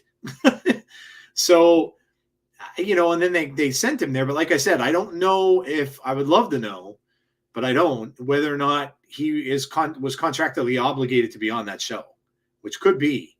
And, but if that's the case, it's a shame because, they don't like to do stuff. Remember how Jeff, I'm sure you remember this.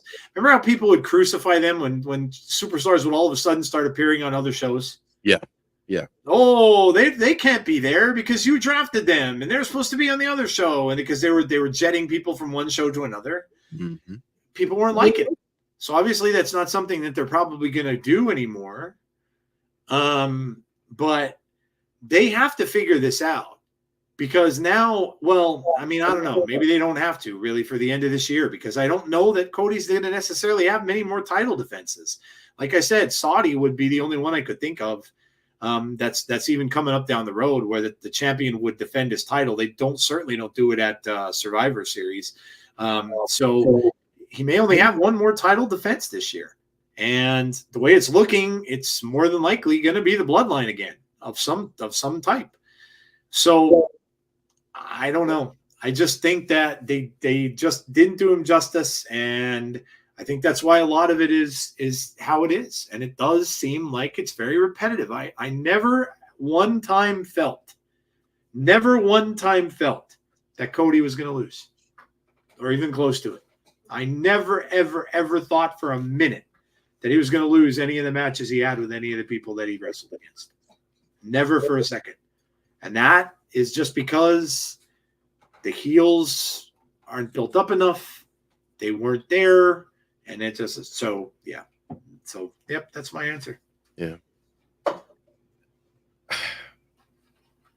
Do I think it's been boring? I don't know if I'd use the word boring. I'd say incredibly predictable. But I think for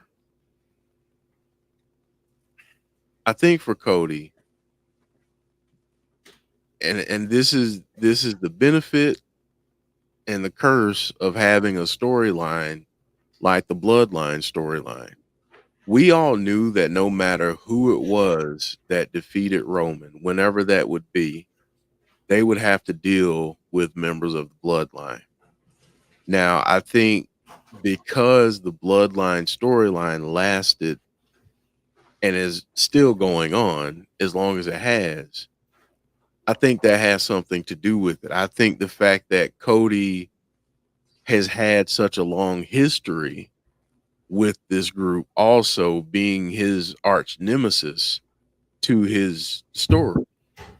I think that's another reason why it feels a little bit predictable and It's like, okay, we've kind of seen this before. We've been here. You know, Cody's got to overcome the odds against this person or that person or whoever it is. And I think that's the part that's really taken his run down a notch, is that, you know, he's essentially fighting the same battle that he, you know, fought the first time he was at WrestleMania. But to your point and many others in the chat, I mean, who else is going to be a challenger? Who's a credible threat to Cody's run right now on SmackDown? And I could even argue that the most credible threat is still attached to the bloodline, and that's Jacob Fatu. Yeah. So I think the length of the storyline and having Cody intertwined in it is what's throwing some people off. If we kind of peel back the layers and look at why people are getting frustrated with it and think that it's boring or underwhelming. But I put that on creative. That's not a Cody thing. I think that's solely on creative. And I don't think it's a matter of if they had Cody win the title and then said, oh crap, now we got to figure out what to do with them. I think that this has been the plan, but I just don't think that the plan is hitting the way that they expected it to, because I think that people, if anyone thought at any point that the moment Roman Reigns came back, he was going to continue to be booed, I mean, maybe you could argue that they didn't sustain how Solo was being booked at first. I mean, I think someone mentioned it. Barry Monkey said Paul made Solo look dangerous. He really doesn't now. Who's afraid of Solo right now? And now he's been beaten twice by the champion, which proves that what Cody said to him a while back, Solo, you're not ready. Mm-hmm. It proves that point. So what do you do now? I'd like to see, you know, what else they're going to do, but I think, fortunately, unfortunately, however you view this, I think that Cody's story is going to continue to be tied to the bloodline until we get something with Jacob Fatu. And I think even down the line, there may be new members of the bloodline that come in, and they'll challenge him at some point. So who knows? Yeah. Yeah, look, they could get out from under it if they wanted to, I think, by going to the Survivor Series thing and just not including Cody. Have Roman get Jimmy and Jay back with him, and maybe even Sami Zayn, some people are saying, but not involve Cody in that. But I don't think they will. To Jeff's point, I think that they're in it for the long haul, I think. And it could even be until The Rock makes his appearance back again. Yeah. Which is could be as soon as Netflix next year. So, yeah, I think it's... So, RK Shuttleworth, I think, has a great question here. Are they going to try to have Cody complete a Roman Reigns type of reign on top? You mean like going like 3-4 years? No, I don't think so. I think he'll have it for a while. I think he'll have it past this WrestleMania. But WrestleMania could very well change, because there could be, that's when, obviously the Rumble and stuff like that, and somebody's going to decide to challenge Cody, and then we could just, all bets are kind of off at that point, whoever wins that. So that could be completely out of left field. You can see, a lot of people are saying, though, it might be CM Punk that might win the Rumble this year. If that's the case, I mean, it would even be interesting if he challenged Cody, right? That'd be kind of something nobody would really expect to happen. But see, that's the problem, is that on Raw, he's already said that or backstage at the pay-per-view that he's gonna go after Gunther. So right. So that, again, I mean, it's like, okay, you kind of take. I'd be into a CM Punk, Cody Rhodes feud leading up to WrestleMania. I'd be into that. yeah, there's But history there. there's I mean, history there. A lot of good things could come from that. take a heel Jeff like McIntyre and have McIntyre go up against Cody. Yeah. I mean, they already had some history there too, because a lot of times McIntyre was there when that whole thing was going on, and then Drew would kind of come in and do his own thing, and so there's history between them too. I don't know. I just at this point, I just want to see something different. I don't, this bloodline stuff. I get it. I understand why it made them a lot of money, but I just don't know where this is going to go. I know it's going to end up at WrestleMania where it's going to be Roman and Rock. I know it. I know that's where they're going with it. They're going to end up with Rock and Roman. They wanted to do it. They're going to do it. So that's going to happen. And I know that Rock's going to want to come back, and he's going to take on Cody, and he's probably going to lose. And then he's going to go after Roman Reigns. Maybe that's what they're building to. I don't know. Maybe that's what all this is leading to. Maybe Rock is going to cost, or maybe Cody will cost. Maybe Roman will cost Rock the title. Maybe come in and makes a save, and that screws up the whole plan for The Rock, and then it leads to them fighting. I don't know, but that I think is pretty. I think you're pretty much set with that coming in at WrestleMania this year. So then again, where does that leave Cody? It's it's quite the conundrum that they have here, and I don't know how they're going to get out of it. I really don't.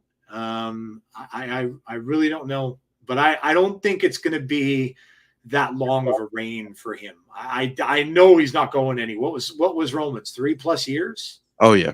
He's not going that long with it. He's not going that long with it. But I do think he'll keep it past Mania. I don't think they're going to take it away from him before that. Even at Mania, I don't think they're going to take it away from him. Yeah. So there's ways to get around that. They could always have tag team matches where he's not putting his title up on the line, or things like that. So they can get around it that way. But, like they did way back when it was Hogan and Macho Man, and, there were no titles on the line. So they could do that.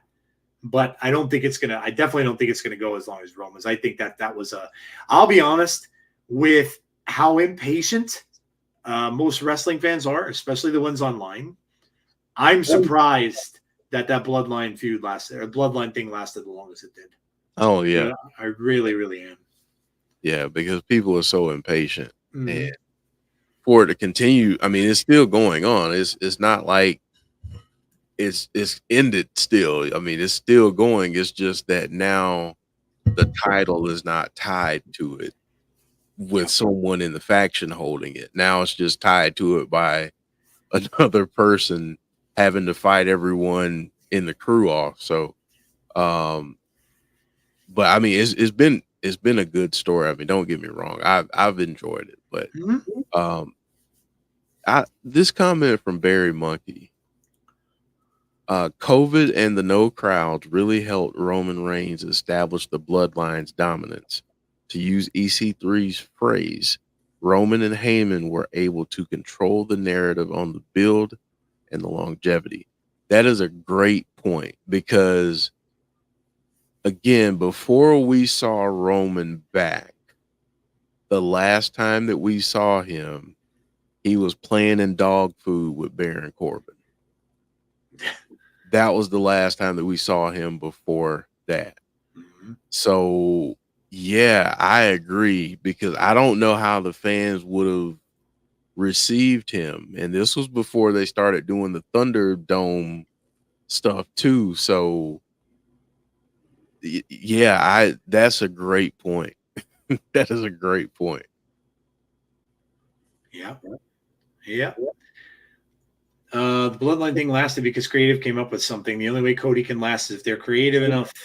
Keyshawn says it was good storytelling. It goes to show storytelling is just as, if not more important than the match itself. Yep. Tony says Marvel Comics back in the day did storylines that lasted 12 issues. Yes, I remember that quite well. Year-long story. Wrestling is kind of like that, but with more filler. Yeah, I mean, they certainly did. Not all of them were successful. Some of those storylines would go on for long time through many, many, many books. But yeah, I mean, you take cues from almost anything like that historically. And yeah, I mean, the storyline is huge. It's huge. That's the backbone of wrestling. If you don't have good storyline, you really have nothing. And that's what it's really going to be. It's like an actor. You might have a good actor, but if the script is garbage, the movie's going to suck. I don't care how good the actor is. The movie's going to be awful. So, a lot of these Sony Marvel movies are horrible because the actors aren't bad, but they're just horribly written. So, all right. I saw comments in there about Joe Mixon. Joe Mixon got really hurt. Oh, that's bad. He got his ankle rolled up on. It was pretty nasty. Hope he's all right. He's a really good player. Classic Michael Cole call. Roman's gonna eat the food. Oh my god, that was so bad. Man. So bad, dude. So bad. Secret Wars 1 and 2. Secret Wars 2 is going to be getting adapted into that movie that's coming out. Yeah, I know them both very well. Nico Collins with 20 points. AB giving us the football scores. Okay. All right. We're getting into the end here, guys. We are going to go into our favorite moments of the week in wrestling. Please play along. You all do the same. We're going to go 3, 2, and 1. So give us your number 3 favorite moment of the week, and we'll go to 2 and 1. So yeah, there should be a lot of them here this week because we had a lot of stuff going on. Of course, all the regular shows, Monday, Tuesday, Wednesday, Thursday, and then of course we had the pay-per-view as well. So let us know. Jeff, we'll start. What is your number 3? My number 3 moment of the week, and I didn't think I'd be saying this in the year 2024, but seeing John Layfield, better known as JBL, just wrecking shop wherever he shows up, and all this mystery surrounding that, I'm digging that. So that's my number 3 this week. Yeah, who'd have thought we'd see JBL come back? I tell you what, Jeff, he could still throw that clothesline pretty good, man. Yeah, he can. I wouldn't want to take it, I'll tell you that. I mean, obviously Eddie Edwards and Brian Myers sold the hell out of it too, which was great. But I mean, so yeah, that was a really cool moment. My number 3 is a small little moment, but it's about storytelling, and it's about something that is going to happen in the future. And that is the whole interaction with Jordan and Masha. It was just a little thing. She just went in there, said something to her, made Masha think. But I do think we're going to get a turn. I think Masha's going to turn back. And I don't know. You know what I'd like to see that be? I'd like to see that be a tag team. I'd like to see her with Jordan. Have a women's tag team. Where did the women's tag team division in TNA go other than to injuries and people leaving? It's just non-existent, really, right? Now you have new champs there, which is great. But I mean, who's going to be the challengers? Who are going to challenge them now? So I would kind of like that. I for as many feuds as Jordan and Masha have had over these past couple of years, I'd like to see that come together. So that's my number 3. All right. Number 3 for Conrad is TNA Victory Road. Fun show. Damian says number 3 was Julia's NXT debut match on NXT Wednesday. Alexa Bliss Gamer says number 3 was the Fatal 4-Way main event of Raw. Number 3, the new Smackdown logo, says Brandon. Deanna says Victory Road special nod to Santino and his daughter moment. AB says Nick Nemeth and the Joe Hendry match from Victory Road. Cool. Keep them coming if you still have more. And let me see. I'll wait for a few seconds here. I think I got all of them up above. Okay. Yeah. All right. So we'll go to our number 2. So Jeff, what do you got as your number 2? Number 2 for me, quite simple. Victory Road. I thought that, there were some things that happened that we didn't expect. a la Speedball Mike Bailey winning back the X Division title. I didn't see that coming, but it happened, and it made you kind of nervous for the rest of the evening. Like, okay, is Moose gonna beat Nick Nemeth? Is Josh gonna beat Joe Hendry? I mean, it brought some unpredictability, which I thought was good. Spitfire winning back the Knockouts tag titles. Joe Hendry using an ankle lock to get the victory. Oh, and wearing a cup. Smart. So yeah, that's my number 2. I just kudos to TNA. Like I said earlier, production was really good. The matches were awesome. Just continued great things from TNA. Yeah, I have to go right to the Joe Hendry thing. Come on, man. Joe Hendry having a cup in his pants. Let's go. I mean, that was just amazing, right? That was one of the first things I watched when I came home, and of course, I had to see the match. It was a good match, and I mean, Josh is amazing. He's just awesome, and I'd hate to see him go. But look, if he's got to do what makes him happy, and but yeah, Josh is just awesome, and he's at the point now where he's this heel character that everybody's kind of banging on, and he's just putting people over, which is what heels are supposed to do. Bully Ray said that the other day on Busted Open. He said, "Look, Josh is just because Bully remembers what he was doing for Josh. Remember when Bully was putting Josh over, and now that Bully said he said he learned well, and now he's doing the same thing. He's the heel, and he's putting people over now too. So." Kind of vaulting that next person up over you. Josh is just an amazing wrestler and a professional at what he does. Yeah, but it was a great match. But that moment, Hendry he's like, yep, I knew what you were going to do. And I beat you. So, yeah, that was a really, really cool moment for Joe Hendry. And I absolutely love that. So that was my number 2. All right, let's see what people got here. The debut of Smackdown on USA. Wyatt Six versus American Made Street Fight. Yeah, a lot of people don't realize that was just last week. And, we talked about it obviously on Tuesday, but, it's sometimes when you go back, you're thinking, oh, that was longer than that. But nope, it was not. Smackdown's debut on USA said Deanna, Victory Road production bonus, baby. Julia's debut. The little details matter. TNA is a stacked roster. They need to get out on the road and show the crowd more. They need more fan interaction. Andrew Stevens says number 2, TNA Victory Road as a whole. Hammerstone versus Obafemi on NXT. Yeah, that's awesome. That was awesome. We were kind of wondering if it might be Moose, but then as you saw it a little closer in the graphic, you kind of see it wasn't as tall as Moose, and some people started to predict it might be Hammerstone, but that was very cool. Hammerstone is awesome, yeah. I want the system on NXT. NXT was solid this week. And number 2, Jordan versus Sol Ruka, says Alexa Bliss Gamer. MCMG's debut on NXT. Yeah, future moment. No kidding, for sure. The street fight from Raw, says Brandon. Okay, all right. That was good. We're going to our number 1s. All right. Number 1 for me, I'm going 1A and 1B. Okay.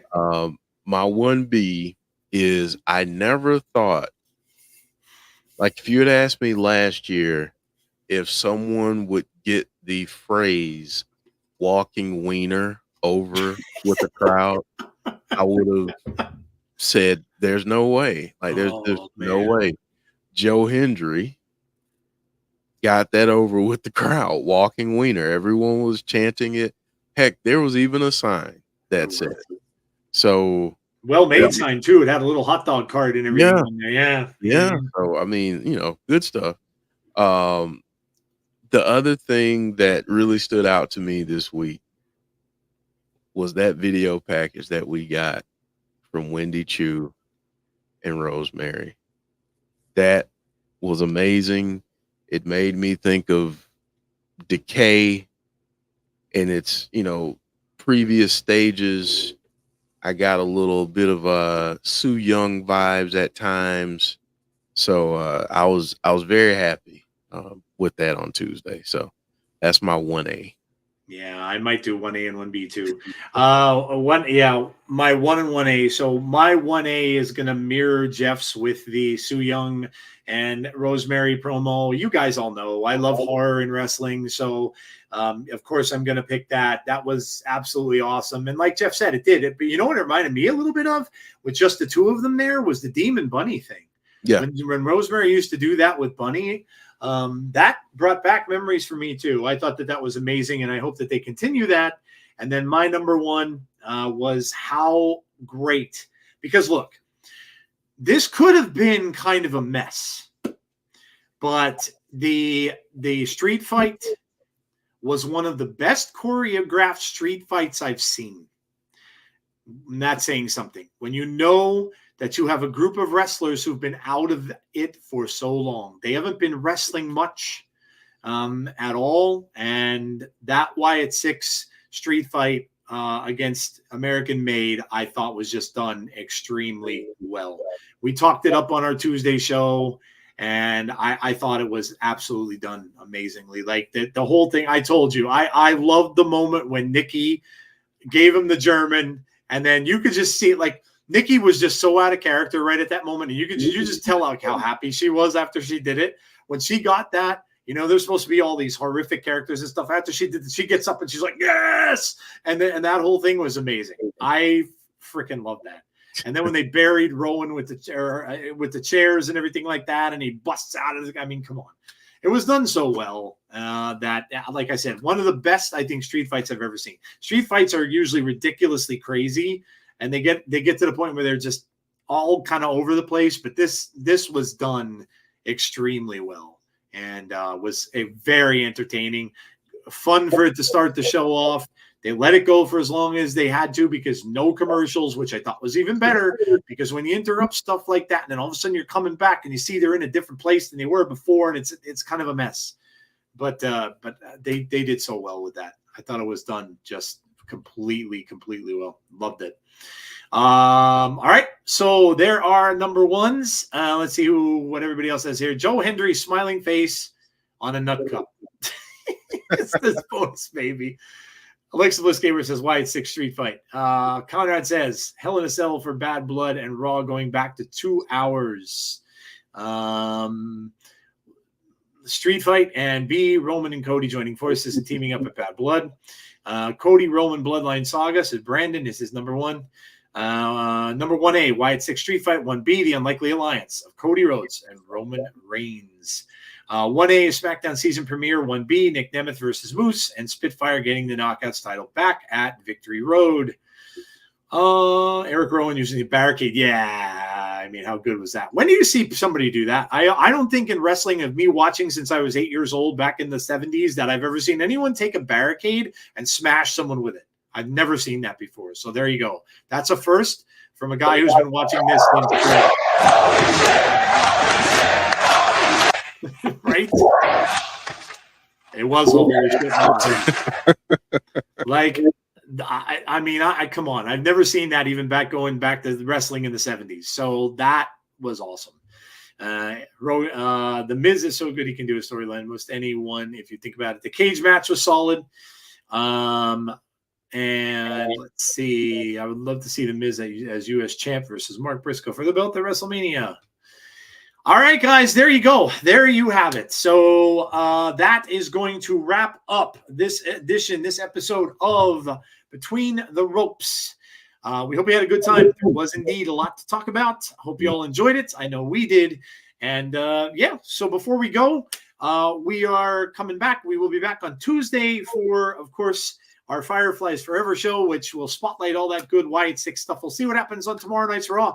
We don't really know where it's going to go. That's the thing. It could be vignettes. We could get videos. We don't know where it's going to go next, but we'll talk about it on Fireflies Forever. Actually, Jeff and Chris will talk about it. I will not be there this week because of my work schedule. My work schedule is weird now because I go on vacation starting Friday, so I'm working later on certain days. So join Jeff and Chris on Tuesday at 6:00 p.m. Eastern Standard Time for that. Next week, I will be back. We'll be next Thursday with Jeff for TNA. Maybe Tazzy will join us too.